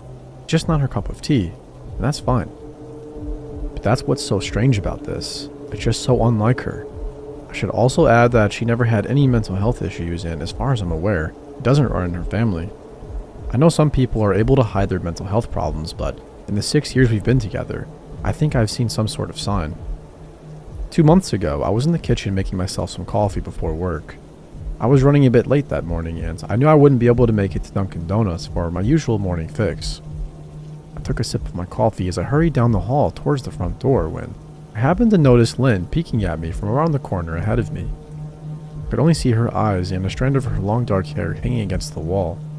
The rest of her body was concealed behind the corner. I nearly spilled my coffee when I saw her. I did burn the shit out of my lips. "Geez, Lynn," I said, wiping a few drops of coffee from my pants. "You scared the shit out of me." She immediately popped out of view like a little kid that had been caught. I heard her scurry off towards the living room, and by the time I got to the front door, she was out of sight. It was really weird and just totally out of character for her, like I said, but I also found it kind of funny that she was being more playful and a little less serious. I shouted that I loved her and called her a weirdo. As I shut the door behind me, I heard her laughing. Her behavior was a little bit odd, but it certainly wasn't something to call the priest over. I forgot about it by lunch, and by the time I got home, she was her normal self. I didn't bring it up, and neither did she, and life went on. The next incident happened 3 days later. It was around 2 a.m., and I had woken up to get a drink. I was standing at the kitchen island, jug of OJ in hand, when I felt a strong feeling that I was being watched. For whatever reason, I looked down at the floor and saw my wife's smiling face staring back. She was peeking at me from the other side of the island, staring up at me with wide unblinking eyes and grinning. Grinning like the Cheshire Cat. I screamed, I'll admit it. Not out of irritation, but fear. For some reason at that moment I was scared. At the sound of my scream, Lynn scuttled backwards out of my view, her hands and feet smacking the tiled floor as she hurried out of the kitchen on all fours. I didn't run after her or even yell after her. I just stood there frozen in shock, wondering what the heck had possessed her to do that. It took me a little longer than I'd like to admit to go back upstairs, but I eventually did. When I got to our bedroom, she was lying on her side asleep, or at least pretending to be. I stood there for a while, watching her breathing to be sure she was really asleep. I had the feeling she might jump out at me the moment I got into bed, but she didn't. I climbed into bed and she didn't even move. Her breathing was soft and deep, and I was starting to wonder if I dreamt the whole thing. The next morning, I waited for her to come down for coffee, and after handing her a mug and kissing her cheek, I decided to ask her about it. "What was that about last night?" I asked, keeping my tone light so I didn't offend or embarrass her. She frowned over her cup of coffee, shaking her head like she had no clue what I was referring to. "You were peeking at me again. From over there," I said, pointing to the spot on the floor by the kitchen island. She followed my gaze, and when she looked back at me, she bursted out laughing. She laughed so hard that I couldn't help but join her. "You creep me the heck out sometimes, you know that?" I said. She giggled and set her cup on the counter and wrapped her arms around my neck. "You creep me out all the time, so I guess we're even," she teased. We said our goodbyes and left for work. As I drove, I kept thinking about how creepy it had been, seeing her grinning at me from behind the island like that. The sounds her hands made on the floor as she crawled away. I told myself she was just trying to be silly, just trying to join me on my love of all things horror. It's not like I was afraid of her, but it still didn't sit right with me. I started seeing her peeking at me more and more. Sometimes she'd be peeking out from behind the couch or the living room curtains. Once, she even managed to get inside her grandmother's old trunk that sits at the foot of our bed. I might not have even known she was there at all had the trunk's old hinges not have given her away. She'd had the lid propped up just enough so that only half of her face peeked through. She had been grinning like an excited toddler. It was unnerving. I didn't even know what to say to her. All I could do was stare. When I finally found my voice, I asked her why on earth she was doing this. She didn't answer, but she had slowly closed the lid, shutting herself inside the trunk. I just walked away, feeling disturbed. I didn't understand why she was doing it, but it clearly made her happy. I just hoped she would tire of the game quickly. Lynn didn't peek at me for the next 2 weeks. I started to think she was done with her weird prank, and I was relieved. We were watching a show on Netflix one night, and I jokingly said that I hadn't seen her peeking at me lately, and that she must have given up on her spy game. She looked up at me with a small smile and said, "Maybe I've just gotten better at it." I didn't say anything, but I wondered whether or not she was joking. For the next few days, I couldn't stop thinking about what she'd said. Was she still peeking at me when I wasn't looking and I just hadn't noticed? And if so, what the heck was she getting out of this? I started to feel paranoid, constantly checking whether she was watching from around the corner or behind a door. I was jumpy whenever I was home and she wasn't in full view of me. I felt stupid and a little crazy.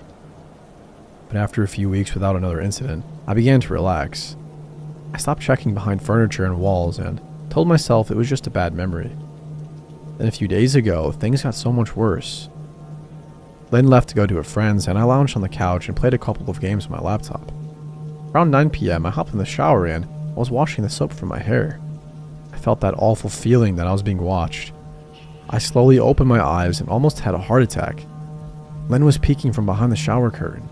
An entire head stretched into the shower, leaving just her body outside. Her long dark hair hung against the curtain, the end dripping with water.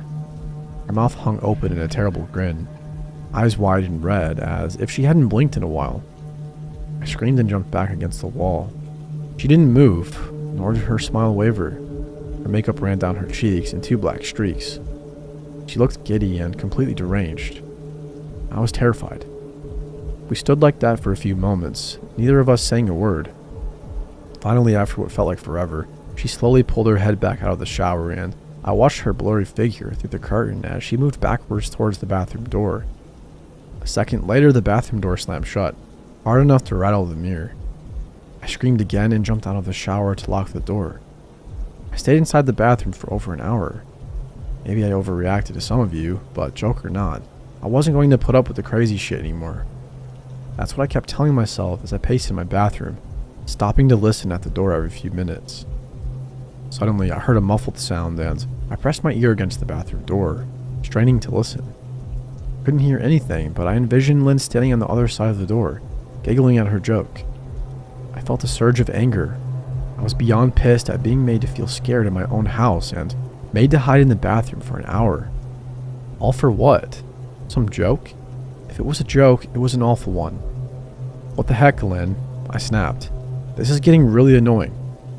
I waited for her to apologize or to call me a jerk, but instead, I heard a faint moan.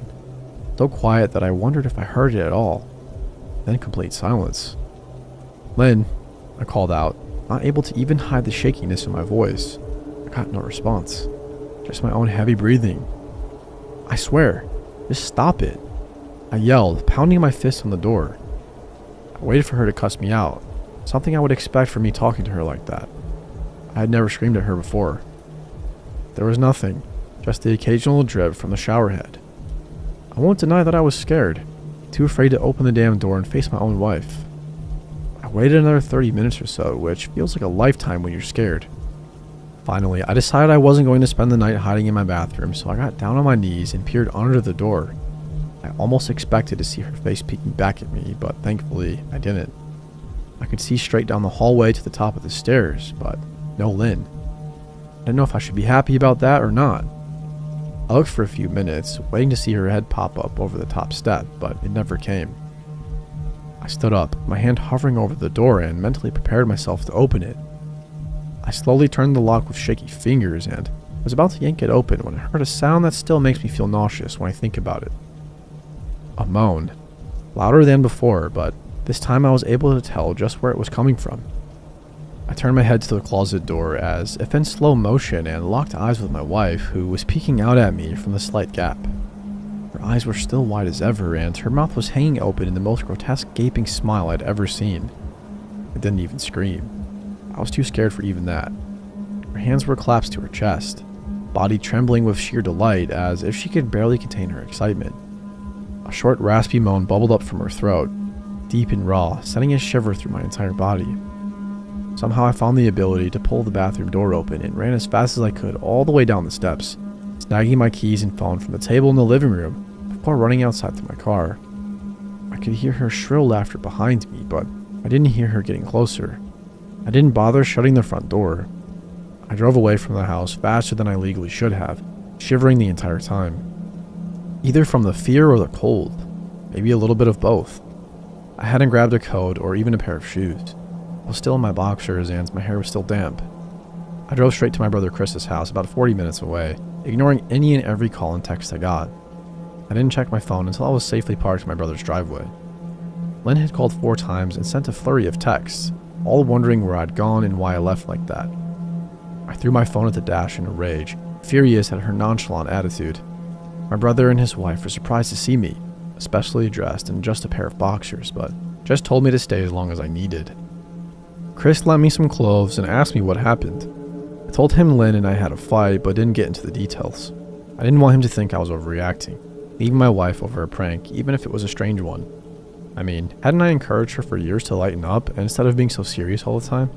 I had wanted her to relax and loosen up, but this was definitely not what I had in mind. I tried to sleep on their sofa, but my brain wouldn't let me sleep. Every time I closed my eyes, I saw Lynn's face staring at me from inside the closet. Knowing she'd been in there with me the entire time made my skin crawl. She'd never left the bathroom at all. Instead, she slipped inside the closet and slammed the bathroom door shut to fool me.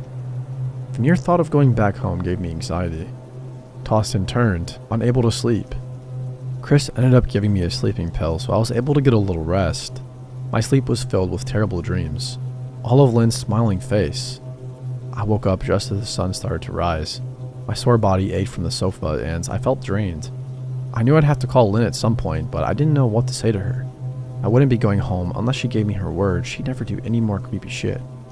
I just wanted my wife back. Her normal, serious self never looked so good to me. I was contemplating calling her and telling her that when that familiar feeling came over me. I was being watched. I was staring at the ceiling, my heart in my throat. I didn't want to look away, but the longer I ignored the feeling, the worse it got. My eyes drifted away from the ceiling almost on their own. Her face was pressed up against the window beside the couch, staring down at me with that same gaping smile. Drool dribbled down her lips, leaving 2 long streaks down the glass. I didn't know how long she'd been there, but something told me she'd been there quite a while, possibly all night. I didn't bother screaming though. I was afraid. Anger trumped any fear I felt at that moment. I jumped up from the couch and pounded my palm against the glass. Lynn, are you actually crazy? What the heck is wrong with you? Just go home, I shouted. Now. She didn't move, and her ghastly expression never changed. If anything, her smile only grew, as if she had never been more elated. I could hear Chris and his wife moving around upstairs, as if Lynn could hear them from her place outside. Her head twitched slightly in their direction, and she began to close her mouth slowly. Chris called my name from upstairs, obviously concerned. I turned to see him and his wife, Rebecca, hurrying down the steps. When I turned back to the window, Lynn was gone. The only sign she'd been there at all was the last 2 streaks of drool still dripping down the glass. I tried explaining to Chris and Rebecca about waking up to see Lynn watching me through their window. They were skeptical. Who wouldn't be? Chris and I went outside to the spot in front of the window, but there were no footprints in the dirt, just a slight indent. Animal, probably, Chris gasped, and I didn't argue. He and Rebecca assumed I dreamt the entire episode, but they didn't understand, and I was too tired to explain it to them. I called out of work that day and turned my cell off. I didn't want to face Lynn. Just talking to her was too much for me at that point. I really started to believe something was irreversibly wrong with her, that no matter what promises she made, we'd never be the same again. The thought saddened me to my core. I cried most of the morning. By noon, I figured I was ready to confront her, give her one last chance to explain herself. I could at least give her that after 6 years, I told myself. I turned my phone on and saw the dozens of texts she'd sent, all from a seemingly concerned wife. Can we talk? I love you. Please call me. I'm really worried. Can you answer? Just come home. And more of the same. All texts telling me she loved me and she wanted me home. How worried she was. Not a damn one addressing the crazy shit she pulled. Like she hadn't been acting like a character from a Stephen King book. Even her texts were different. She normally texted novels just to tell me to pick up a loaf of bread. You'd think she'd have more to say to me after her bizarre shenanigans. I know it probably seems childish to some of you who are miles away from the situation, but if you saw the way Lynn had looked at me, how she scampered away on all 4s like some wild animal, grinning at me from inside the closet like a lunatic, then I think you'd find my reaction was warranted. I ended up staying with Chris and Rebecca for another night. I didn't wake up yesterday until afternoon, and thankfully, I didn't see Lynn's face watching me through the window. I don't want to pry because it's not my place. But is this fight something that can be mended? Rebecca asked. She'd made us both a sandwich for lunch, and I knew she wanted to broach the subject without seeming to be nosy. I don't know. She's like a different person, I said, choosing my words carefully. I still wasn't ready for her or Chris to know the full extent of the batshit craziness I had been dealing with. People change, Ben, but she's still the same woman you married. Maybe you both just need to talk through your issues. Whatever's going on, I'm sure it can be fixed, she said. I think it's beyond that now. I don't think talking would help. I just don't trust her, I said. The words stung in my heart. I missed and loved my wife, but how could I live with somebody like that? Living in constant fear didn't sound too appealing. Lynn loves you. She has to be absolutely crushed, she said. I don't know about that, I said. Well, she certainly seemed like it to me. Never seen her so upset. Very much unlike the Lynn I know, Rebecca said, shaking her head sadly. It took a full minute for her words to really sink in, and when they did, I felt dread worming its way through my skin. Wait, what do you mean? You saw her? You saw Lynn? I asked, my mouth suddenly dry. Rebecca nodded casually as if that fact wasn't nightmare fuel. Maybe for her it wasn't. She stopped by this morning just after Chris left for work, she said, cleaning the plates from the table. I didn't see her car though. Maybe she took an Uber or something. Beck, what did she say? Did she come inside? I asked, sweat starting to break out on my forehead. I began looking around, examining corners as though a predator lurked behind them. No, she just asked if you were awake yet, and I said that you weren't. I asked if she wanted me to wake you, but she said no. Just said to let you sleep, she said as she washed the dishes. That's all? She didn't say anything else? I asked. No, she looked awful though, like she hadn't slept in days. I think you should call her. I got up from the table and thanked Rebecca for lunch. I felt a little bit better at the knowledge that at least she hadn't come inside. Still, I needed to double check that the doors were locked. I sat for a while trying to figure out what to do next. I didn't want to go home, but I felt that I owed it to Lynn to help her if I could. Hadn't I sworn an oath to love and honor her in sickness and in health? Clearly, she was very sick. If she was sick, which I truly believe she was, I had to try and get her the help she needed. But I didn't even know where to start. I didn't want to call the police, and besides, what the heck was I going to tell them? That my wife was peeking at me? That she was being creepy? As bizarre as she'd been, she still hadn't committed any crime. Not yet. The police would have probably said that I was overreacting, but this wasn't some prank. It felt wrong. Dangerous even, like something sinister lurked beneath her smile. I knew as her husband, I was well within my rights to have her committed, but what if she simply acted normal in their presence? She'd obviously been able to fool Rebecca into thinking she was just a concerned wife. As long as the doctors didn't find her a danger to herself or others, they'd have no choice but to release her after 72 hours. I felt lost and overwhelmed, so I did what any husband in my position would do. Called her mother. I didn't want to, believe me. Her mother, Mary Ann, and I were never on the best terms. We never fought or anything like that, though. She just wasn't a very warm person and wasn't really easy to get along with. She hardly ever smiled, and when she did, only her lips would move into a thin-lipped smile, leaving her eyes as blank as before. She gave off this aura that felt like she was permanently on the offensive. I only met her twice, and both times were such short visits. Got the impression she didn't approve of me or for her daughter. Lynn always ushered us out quickly, as she didn't want me to feel uncomfortable, which I was grateful for. Being in her mother's company felt almost unbearable, like walking on glass. I was glad when we moved 3 states away, so we didn't have to see her often. I was happy to avoid the woman, but I needed her help. I really didn't want to talk to her at all, but I had to talk to somebody, and somebody who knew Lynn better than I did. So I grit my teeth and did what I had to do. Yes, she answered, already sounding irritated. Marianne, it's me, Ben. Do you have a minute to talk? I asked. I could hear her cluck her tongue in irritation. I'm in the middle of writing some checks, but if you insist, I suppose I can spare a moment. What is it that you want to discuss, Benjamin? It's about Lynn. She's been acting strange, and I was wondering if you had any idea whether there was something... I was quickly interrupted. It's a bit difficult to follow your rambling, Benjamin. What is it that you want from me? She asked. I could almost see her standing there in her thin sweater and slacks, tapping her fingernails impatiently on the table. I wanted to know if you've ever noticed any odd behavior or possibly any mental health issues, I asked. There was a long, uncomfortable pause that I couldn't tell was because she was just thinking or something else. Finally, after a few seconds, she spoke. I'm not sure if this is one of your jokes, but if so, I don't find the humor in it. Now, I do have business to attend to, as I've said, so if you don't mind, she said, but I cut her off before she could get rid of me. Marianne, it's not a joke. I'm sincerely concerned about Lynn's mental health. Her behavior has been very erratic lately. I'm very worried about her, and I figured as her mother, you would be as well, I said, my frustration evident in my voice. If you are truly concerned, then I suggest you get the health professionals involved. I don't know what you'd expect of me, she snapped. I could tell she was seconds away from hanging up, and for some reason I was desperate not to let her. I had the feeling that she knew a lot more than she was letting on. Please, if not for me, do it for Lynn, I tried.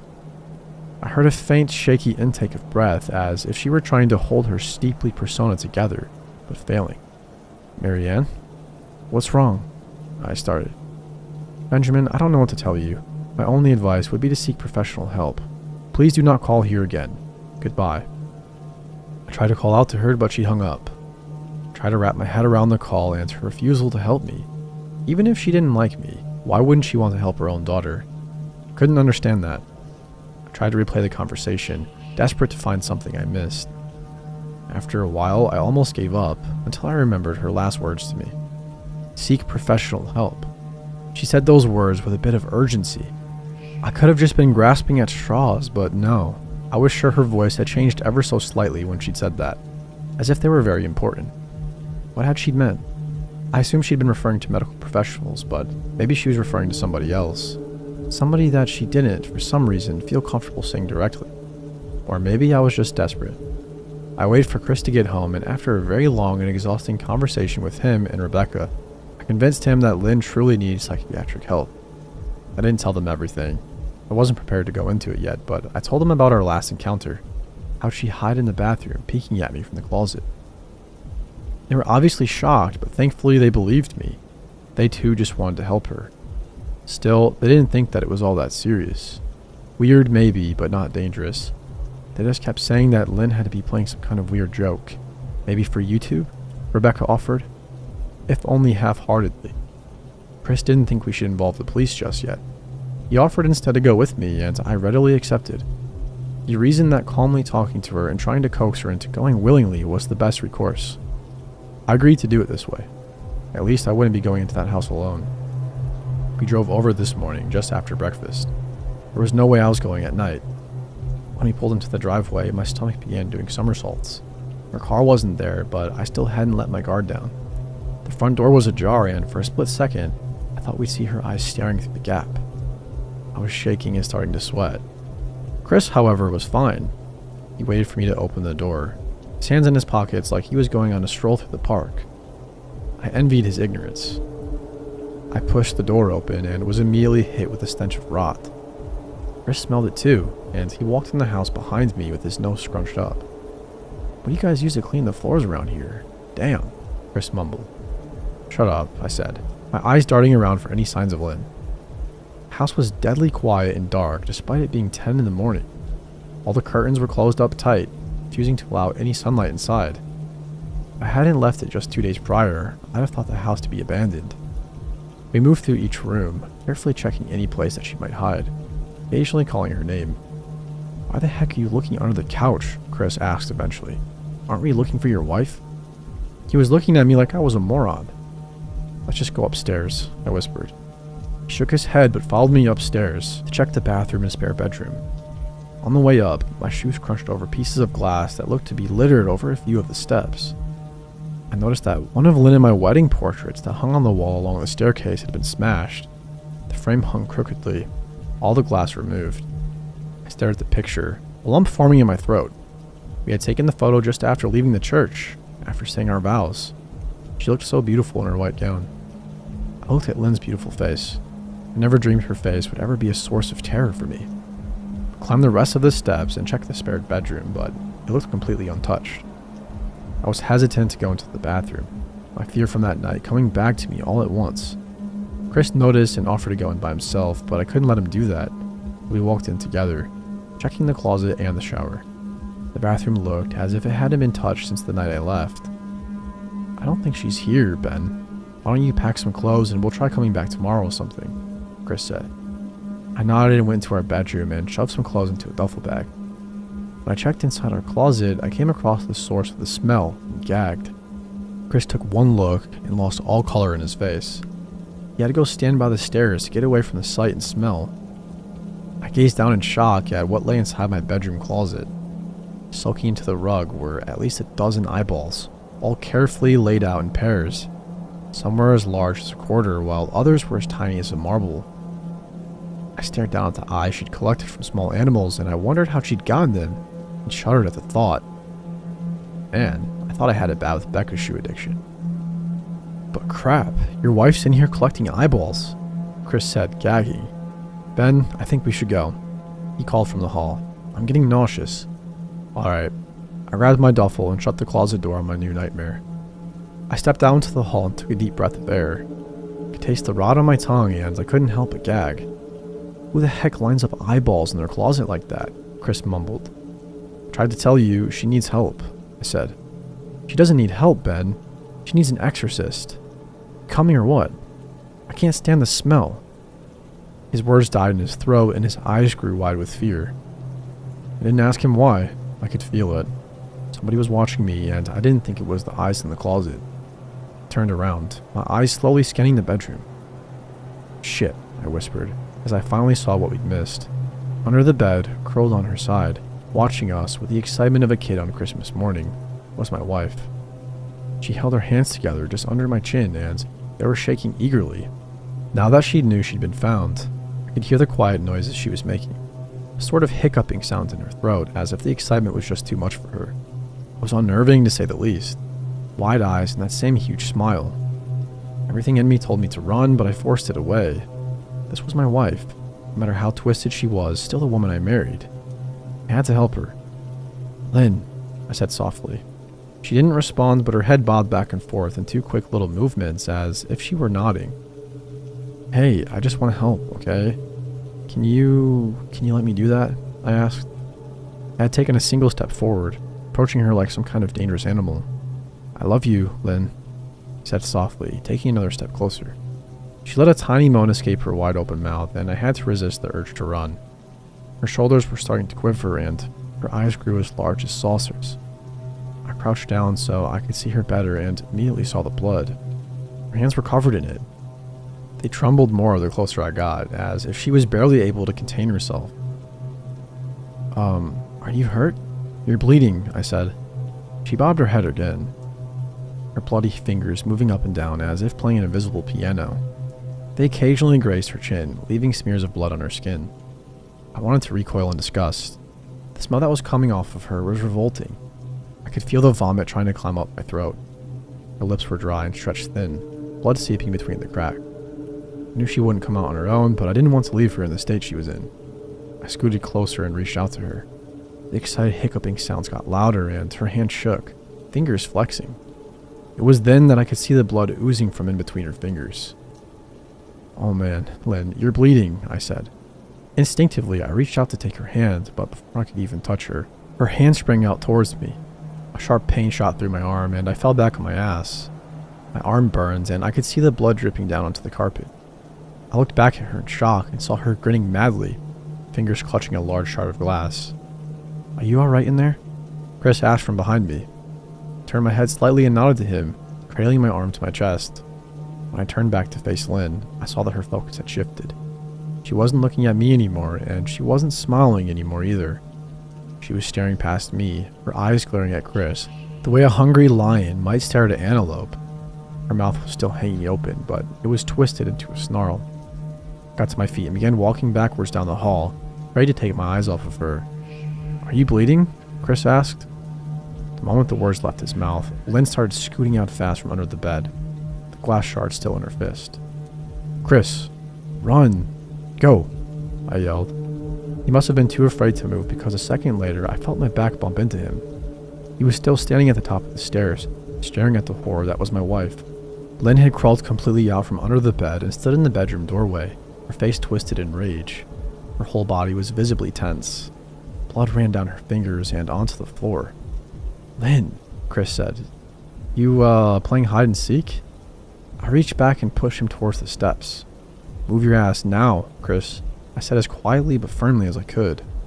Lynn bobbed her head in fast, sharp motions and began to grin, stretching her mouth open wider and wider so that her chin seemed to touch her chest. I heard Chris mutter a prayer, and then he was running down the stairs. I stood at the top of the steps, stuck between the love for a woman who clearly needed serious help and self-preservation. "I only want to help," I said, choking back tears. Her eyes focused on me once again as she slowly lifted the glass, holding it out in front of her, and then she started sprinting towards me, grinning with utter excitement.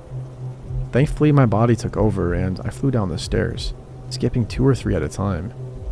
I made it to the front door before I felt her leap onto my back, wrapping her arms around my neck, her open mouth next to my ear so that I could hear those terrible hiccuping sounds up close. I shook her off me, knocking her to the floor. I felt a searing pain in my back as she went, but I tore open the front door and bolted to my car. Chris was standing in the front yard, talking on the phone with the police. I didn't say a word. I just ran to my car and jumped in. Chris took the hint and followed me, still on the line with 911. I watched the rearview mirror, sure I'd see her there, running after us, but I never did. I went straight to the ER and got 11 stitches in my arm and 3 on my back. Police asked a lot of questions and went back to the house to do a search, but of course, Lynn wasn't there. They advised me to stay with a friend or relative for a while and to file a restraining order as soon as I could, but none of those things would matter. Somehow, I just knew. I dropped Chris off at home and went to a motel an hour away. I wanted to put as much distance between me and Lynn as I could. This is where I've been for the last 4 hours. Thought maybe the police would find her. Maybe they'd get her the help she desperately needs. But now I don't think so, because 40 minutes ago I got a text from an unknown number. Just 3 words. "I love you." And a picture is attached. The picture was dark and grainy, but I instantly knew what it was. There was no mistaking my wife's eye. I started typing this out immediately after. I don't know what to do. I'm alone and scared, and I can't help but feel that I'm being watched.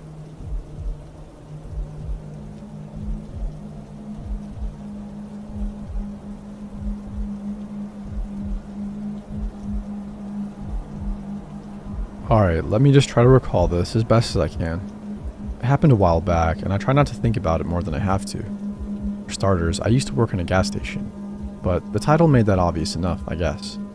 It wasn't a place in the middle of the city, but it wasn't way out in the countryside either. It was one of those awkward in-between areas where mostly it's just low-end houses, fast food joints, and gas stations like the one that hired me. The station was on a 2-lane road that wasn't far from a major highway, and you got a lot of people stopping in for gas who were on their way to the beach or passing through for the weekends on their way to the cities around us. Typical of any gas station, like the one I worked at, if I do say so myself. But you see, that was during normal hours. Once the sun went down, that was when the fun really started. That was when all the freaks showed up. Late at night, all the shadier customers would show their repulsive faces. Drunks would stumble through the doors and keep on going right for the back wall, where we kept all the alcohol. Teenagers would slink in, trying to buy cigarettes. I'd ID all of them, and some of the cars they showed me looked fake, and some didn't. To be honest with you, I didn't really care. If they wanted to wreck their health, it was their business. Potheads would wander in too and load up on chips and ice cream. And man, the ones who would buy ice cream were a funny bunch. More often than not, they'd ask for a spoon with their ice cream, and we only had the crappy plastic kind. I had one idiot stand there for 20 minutes trying to scoop the dessert into his mouth with one of those bendy spoons. One time, a guy shoplifted from a store right in front of me around midnight. Then he walked outside, called the cops on himself, and just stood there in the parking area waiting for them to show up. I had followed him outside, and I asked him what his deal was. He looked at me and said that he just wanted a place to sleep for the night. I really hadn't expected that, but I told him that if he wanted to sell the story, then he should keep running. That he did. He walked off the property and down the small road. I heard sirens not long after. But I suppose I should tell you about the big one. The weirdo who made me quit that job. I have a tendency to ramble, and like I said, I tried not to think too much about this guy. It was another graveyard shift. Another night of my life spent behind a cheap wooden counter. I was pissing my life away, but I was doing it for some money, so it was all good. And I was better off than most of the people who walked through those doors anyway. It was 2:20 a.m. or so. I remember staring at the clock in boredom, watching the 2 dots of the display tick on and off as it counted the seconds. That was when I heard the bell over the door, and I looked up to gauge the person who had just stepped into my little world. He was only a little over 5 feet tall and looked like he could be 50 years old easily. His skin was rough and saggy. His arms and legs were dotted all over with tiny white hairs, matched by equally white hair which hung down in long reams from his head. It was scraggly and matted together. You know how hair gets if you don't take a shower for like 2 days? This guy looked like he'd spent 2 weeks without the good graces of any shampoo. He slowly walked his way over to the counter mechanically, like each step was a deliberate action. Finally, he made it over to me, and he thumped his hands into the counter for support. His hands were crisscrossed with varicose veins. They looked like cracks in broken glass. Lines of black grit ran underneath the edges of his fingernails. He finally opened his mouth to speak and gave me a good view of his slimy yellow teeth. Disgusting. He asked in a croaky voice where our bathroom was, and I just pointed sternly toward the back corner of the room. There was a little hallway that held doors to the storage rooms and one small bathroom. He lumbered off in that general direction, and I silently thanked God that weirdo was out of my face. I heard the door click shut. Once again, I was by myself for the most part. The station was silent for 5 minutes, then 10, 15. It started to get weird how long this guy was taking in the bathroom.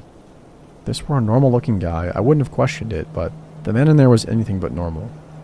At the 20-minute mark, I journeyed out from behind my counter and toward the bathroom. I knocked on the door a couple of times and asked if the guy needed any help. I heard him mumble from the other side that he was fine, but he didn't sound all that fine to me. I wasn't about to argue with him though, so I just walked back over to the counter and sat down on my chair. Another 10 minutes went by and that guy still hadn't come out of the bathroom.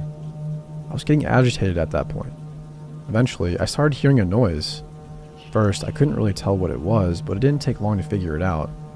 I was hearing moaning. I started walking back to the bathroom once again.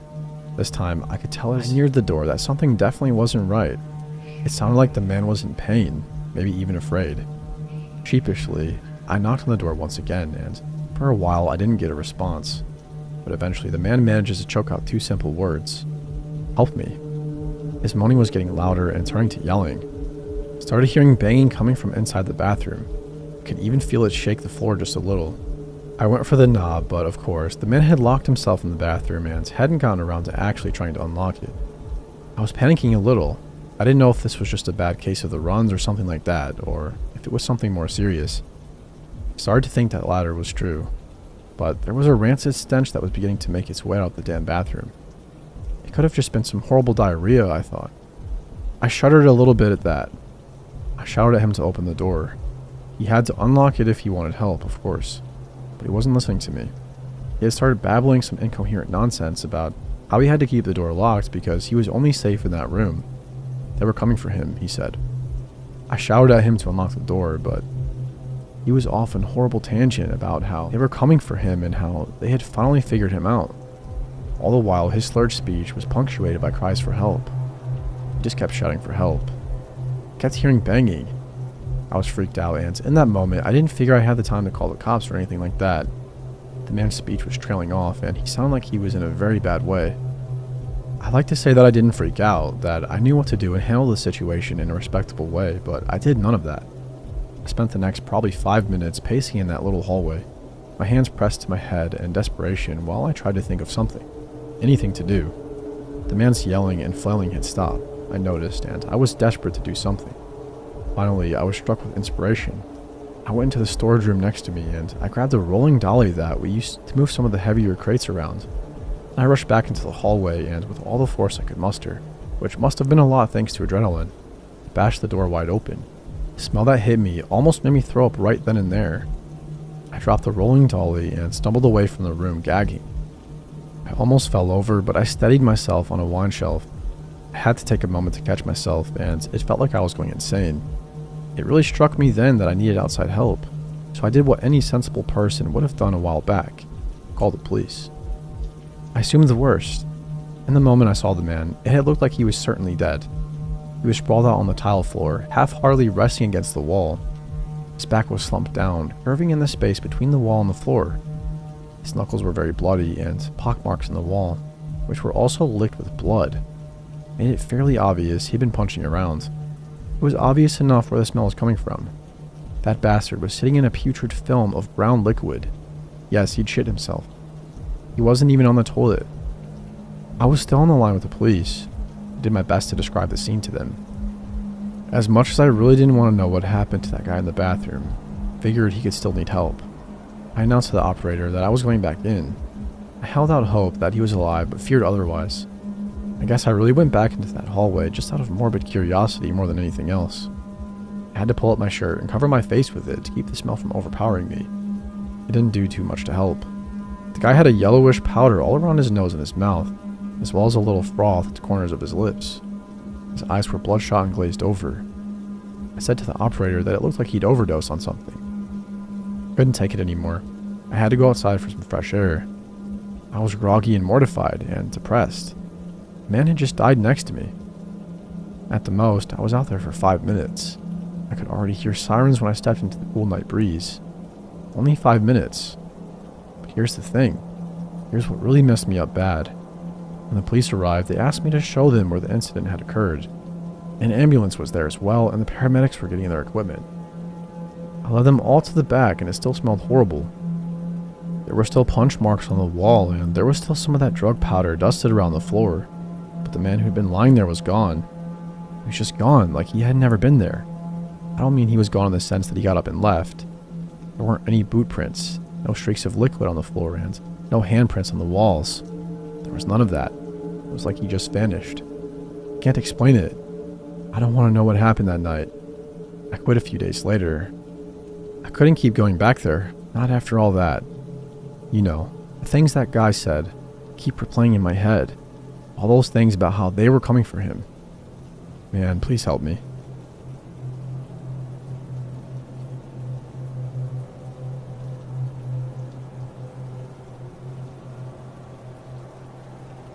I'm looking for anyone who attended the midnight showing of Noises Off at the Blank Theater on May 6, 2003.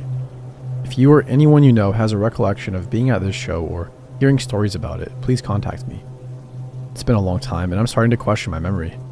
I need to be certain that this horrific nightmare actually happened and I didn't just dream it up. There were about 20 of us in the audience that night. It's a smallish theater and even then it was a fairly empty house. That means there's hopefully 19 other people out there that saw the same thing I did, and I need to speak with somebody about it before I lose my mind. If you are like me, you might have shoved the incident as far back in your mind as you possibly could. With time and therapy, you might have even forgotten that it happened. I definitely did. But I saw something the other day that brought it all rushing back, and now I need to talk to somebody that was there. Somebody that can help me realize that I'm not making things up. And to do that, I'll have to describe what happened as much as it may pain you to remember. And maybe, even if somebody wasn't there in that audience, they might have information about a similar situation happening at the other theaters. There's nothing online about any of this, so I'm relying on word of mouth to get me the answers I need. The show was kind of a last-minute decision for me. My sister had canceled our plans at the last minute, and I was just looking for something to do with my night other than sit at home and watch TV. I remembered the small theater down the road and called their box office to ask if there were any showings that night. They told me that unfortunately the 6 p.m. show was already underway, but that they had scheduled a last-minute midnight showing of their current production, Noises Off. I had seen that play once when I was younger, and I remembered liking it. A fast-paced and light-hearted farce that was sure to pass the night well. I booked a ticket and just kind of waited around until 11:30. Nothing seemed amiss when I went in. The lady at the box office looked appropriately bored, and the air smelled of sweat and excitement, like theaters often do. I took my seat, exchanged some pleasantries with the man in the seat next to me, and idly looked over the program until the show began. If you were there, you'll remember the first act being completely normal. It was even surprisingly good.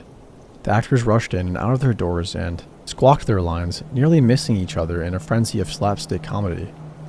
I laughed uproariously with the rest of the audience, and when the curtain fell for the intermission, I eagerly waited for the second act. I vaguely remembered from my first time seeing the show that the second act is when the large set piece is flipped around and the audience gets to see an overdramatic recreation of all the actors crashing into each other backstage. I didn't remember how the third act went, but I was sure it would be just as hilarious as the first one was. But when the curtain opened, the set piece still faced forwards, and there was only silence for a few moments. I looked around and saw a mix of expectant and confused faces. I can only assume that some of you who were there had also seen the play before and were expecting what I just described as the second act. The silence stretched on for an uncomfortable amount of time, and then one of the doors on the set slammed open. An actress appeared, exactly the same as the opening lines of the first act, but she wasn't standing up or walking of her own accord. Her feet dragged on the floor.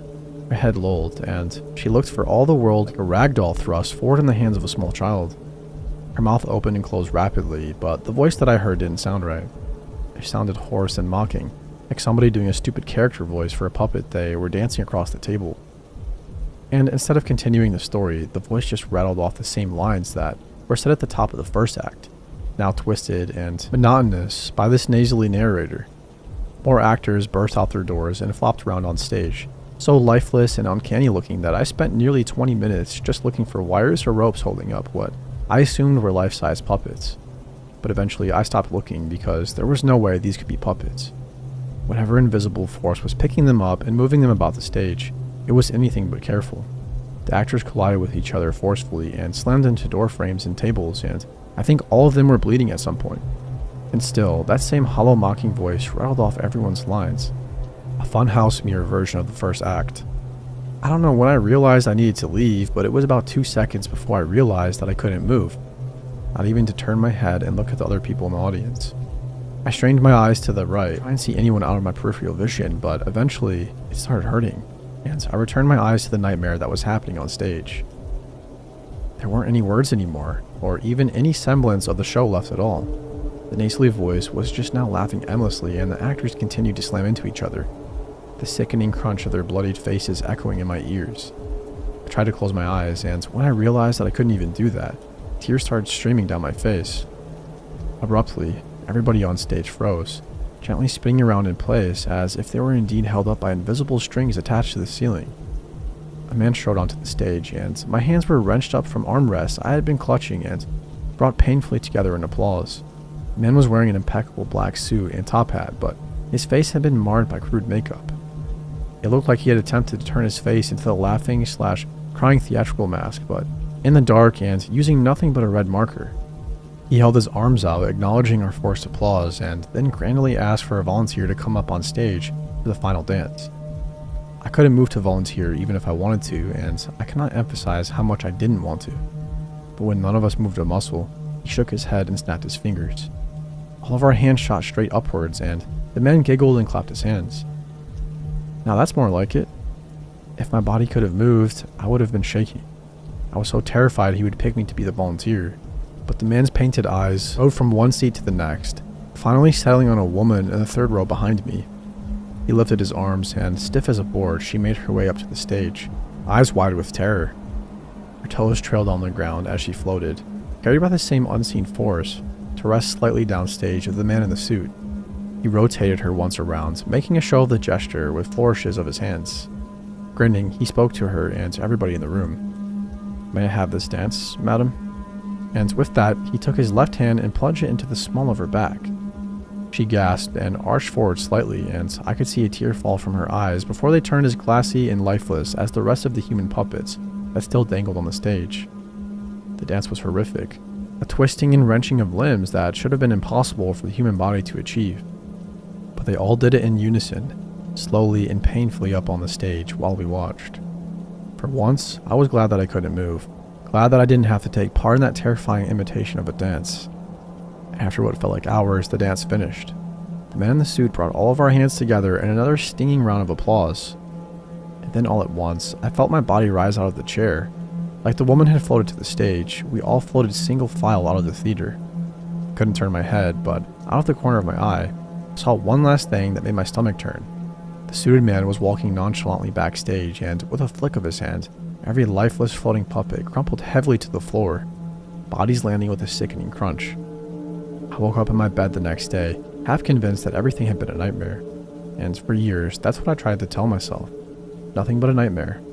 That is, until last night. I live in a different neighborhood now, but one that also contains a theater. I was walking home past the theater last night and saw that there were posters up for noises off. This stopped me in my tracks, but I calmed down a little when I remembered that 17 years had passed and this was a different run with different actors. But I noticed movement in the alley behind the theater, and that's why I'm writing this message now to anyone who might remember. Because I know it's real now. It has to be. Because the figure smoking in the alley and grinning straight at me was wearing a suit and had makeup done in crude red marker.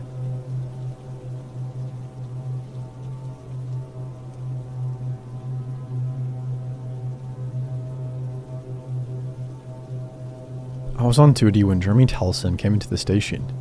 His beard straggly and dirty, his eyes bloodshot with booze. I cursed my rotten luck. Of course I was the one that would have to deal with him. I crushed out the cigarette that I shouldn't have been smoking and sighed as he approached the front desk. "What can I do for you, Jeremy?" I asked. I already knew the answer, but that didn't matter. This was part of the song and dance that we played every time he showed up, about once every 2 months for the past 3 years. "Officer Braswood, I did it again. You have to arrest me, please." I have to admit, I felt kind of bad for the guy. Would have felt even worse for him if he didn't make trouble for me so often. He was wringing his hands together so hard that the skin had broken open and started to bleed in spots. He was desperate, as always. "Jeremy, we've been over this. I can't arrest you if you haven't done anything wrong. Can't arrest you if there isn't a body. She's a 14-year-old girl from a town about 50 miles away. I took her last night. She has blue hair and nose piercing. I strangled her to death. I didn't want to, but I did, and now she's in my living room. I can't stop myself, sir. You have to do it for me. Please believe me." I closed my eyes and pinched the bridge of my nose, trying to remain as patient as possible. "All right, Jeremy, all right. If you can show me her body, if you can prove to me that she's real, I'll arrest you. I'll lock you up for the rest of your life. Heck, I'll send you to the electric chair if it makes you happy." Jeremy looked at me with obvious relief, like I'd taken the weight of the world off his shoulders. Of course, in about an hour, he was going to be shrieking at me like a banshee. I wish that we could find a way to get this guy committed. He's obviously nuts. But the chief has told me often enough that his hands are tied. He's harmless, Tom. Don't let him get to you. We just have to humor him until the alcoholism puts him back in God's hands. Alcoholism or foot up his ass. I put Jeremy in the back of my squad car inside, climbing behind the wheel. Jeremy Tellison used to be an upstanding member of the community. Not the smartest man in the world, sure, but a damn good handyman. Made a lot of money fixing things up in town, and contrary to what you might think looking at him, he wasn't that old. He was in his late 30s, maybe early 40s. He was single, no kids, but we all had hope that one day he'd find the right one for him and settle down. And then there was the incident. Jeremy had been working in the basement of a local family, the Andersons. While he was working down there, Mr. Anderson shot his wife and their 2 children, a boy and a girl, 6 and 12 years old. The girl must have struggled because she had more than one hole in her, and it took her about 10 more hours to die at the hospital. Jeremy was the one who found them. The shock of it changed him, permanently. He blamed himself for wearing headphones and listening to music while he worked. Otherwise, he might have heard what was happening and might have been able to stop it. We tried to tell him any number of times that there was nothing he could have done, but he didn't believe us. But the strangest thing about it all was that Jeremy insisted that when he went upstairs, there were 5 bodies, not 4. We were puzzled, but chalked it up to shaken nerves and shock, at first. But then he kept insisting that there was a 5th body. Somebody he didn't know. Somebody who wasn't local. He told us that Mr. Anderson hadn't killed anybody at all, and that it was this 5th mystery man who must have done it. No matter what anybody said, he always maintained Mr. Anderson's innocence. He always insisted there'd been a 5th body. I can tell you personally that there wasn't. After that, Jeremy started drinking, stopped working, ended up surviving mostly on the welfare system. He refused anyone's attempts to help him and wouldn't see a therapist no matter how many officers we sent out to his place to try to convince him. Nothing worked, and poor old Jeremy just got crazier and crazier. The most disturbing part about it, though, is that he started reporting murders. Murders that he committed, but had never happened. The first time he reported one, that would have been about 6 months after the murder of the Anderson family. He told us that he'd murdered a little girl. Couldn't be more than 6 years old, with little blonde ringlets in her hair, he said. Couldn't help himself, he said. She's in the shed out back, he said. When we got there, there was nothing. Nobody. No trace of blood. Hell, no trace of anybody being in that shed for the past couple of months. We did a thorough search of the grounds looking for this body, but it quickly became clear that it never existed. Further testing showed that there was no evidence of recent human contact on Jeremy either. Eventually, we concluded that he'd finally gone totally batshit. He'd had the mental breakdown we all knew was coming, and that was that. Unfortunately, he wouldn't consent to committing himself to an institution, only insisting that we had to arrest him, otherwise everybody else in the world was in danger. But we couldn't arrest him for something he hadn't done. He wouldn't put himself out of harm's way voluntarily. It was a mess. Since then, every couple of months, Jeremy has shown up to the station to report another murder, and every time, the chief makes us go out and humor him.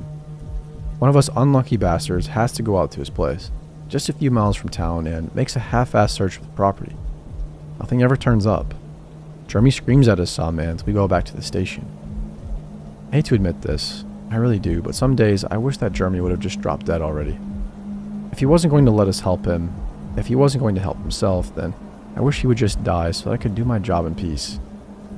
That ugly thought was jostling around in my brain as I pulled up to Jeremy's place. The front porch was sagging and it needed a fresh coat of paint. He'd really let it go to hell since the incident. I opened the back door so that Jeremy could step out of the car and he led the way towards the house. I shivered as the wind prickled my bare arms. The moonlight glinted on the shards of broken beer bottles littering the yard. I kicked a few pieces out of my way as we walked up the porch and through the front door. The floorboards creaked as he led me to the living room. He didn't have to. I could have found it blindfolded by this point. It looked almost exactly the same as the last time I saw it. Against the wall to the right sat a TV with the monitor smashed in. A dirty couch sat on the opposite side of the room. Threadbare and covered with an old crusted blanket. I assume that's where Jeremy slept. The floor was covered with all manner of debris, mostly moldy food and dirty tissues. Everything was as it should be. Except for one thing. There was actually a dead girl in the middle of the floor. My heart practically exploded in my chest as I looked down at her. My jaw slack, my eyes bulging. She was just as he described her. Blue hair, nose piercing. He was right that she couldn't have been more than 14. Oh man, what parents let their 14-year-old girl get a nose piercing? I thought, my brain unable to focus on anything else as the shock set in. There were dark finger-shaped bruises around her neck where he choked her. There were splotches of dark purple and blue around her face as well, concentrated around her eyes and mouth. She must have cried when he'd done it because her mascara had run down her cheeks and her eyeliner had smudged. I practically collapsed on the floor, fumbling for her wrist to check her pulse. It was futile, and I knew it, but I had to be sure. She was stiff and cold and had no pulse. Shock continued to override my system, so much so that I'd completely forgotten about who brought me here in the first place. You see it now, officer? I wasn't lying. This whole time, I didn't tell a lie. Killed her, just like I killed all those others. Now you see it. Now you believe me. I turned back to face Jeremy. He was holding a pistol in his hand. I didn't even realize he owned one, but it wasn't pointed at me. He was waving it all around, acting crazy, and eventually, after warning him, I had to shoot him. After his incoherent rambling, I shot him. Blood sprayed out the other side of his head as his brain scattered across the wall. That was the first time I ever had to kill someone. I'll never forget that moment, and I don't think I'll ever recover from it. I didn't sit there and wait for the body to cool down, I can tell you that much. Instead, I struggled to my feet and got the heck out of that house as fast as I could. I choked down the vomit, trying to rise to my throat, and wrenched the door of my squad car open, calling for emergency backup over the radio. I reported the two bodies, and soon every cop in the town was on their way out to Jeremy's place. I sat on the ground next to my car while I waited for them, my knees huddled to my chest. My brain practically ate itself alive trying to understand what had just happened. Who would have thought that Jeremy, of all people? I was still sitting there like that when the chief arrived a few moments later. Not very professional, I know, but shock does that to a person. He was mercifully understanding and told me to stay outside while he took a look at the scene. He disappeared into the house, and I kept my eyes resolutely on the shattered glass surrounding me. I wanted to touch it, to see if this was real, convince myself this was real and not real at the same time. It took a long time before the chief came back outside, long enough that most of the other cops had already arrived and were outside awaiting orders. They mercifully left me alone. The chief didn't address them when he left the house. Instead, he came in and knelt in front of me, concerned but with a strange shadow darkening his eyes. Instead, he asked me one more time to tell him what happened. I told him everything, from the moment when Jeremy walked into the station that evening, to me putting a hole in his head. He listened to me patiently, didn't interrupt, and didn't ask any questions. Once I'd finished, he said, "Tom, I'm going to have one of the other officers take you in to see a therapist. We're going to get you some help, okay?" After seeing something like that, anybody would react the way you have. "What do you mean?" I asked. I had a strange sinking feeling that he was talking about more than the shell-shocked look on my face. The chief hesitated for a moment, eyeing me up before saying the words that I'll never forget. The words that are burned into every hollow corner of my brain. "We only found one body in there, Tom, and it's Jeremy's." As you can imagine, I didn't return to the force after that. Word got out pretty quickly about what happened, so I decided to up and leave the town altogether. I knew what people were thinking when they looked at me. I knew they thought I was going nuts, just like Jeremy. But I wasn't. I'm not. I know what I saw. There was a dead girl on that floor, whether anybody else could see her or not. I moved to a different state altogether. Started working in retail. It's not a great job, but it passes the time. Helps me afford my apartment. It's all I need. I have a pile of missed calls on my phone from friends and family, but I've been avoiding them. I've been avoiding everyone and everything, except for the booze. I drink a lot more now. You probably would too if you found a body that nobody else could see. I still can't believe it, and I still can't understand it. Why could I see it when nobody else could? Why couldn't I see it ever before?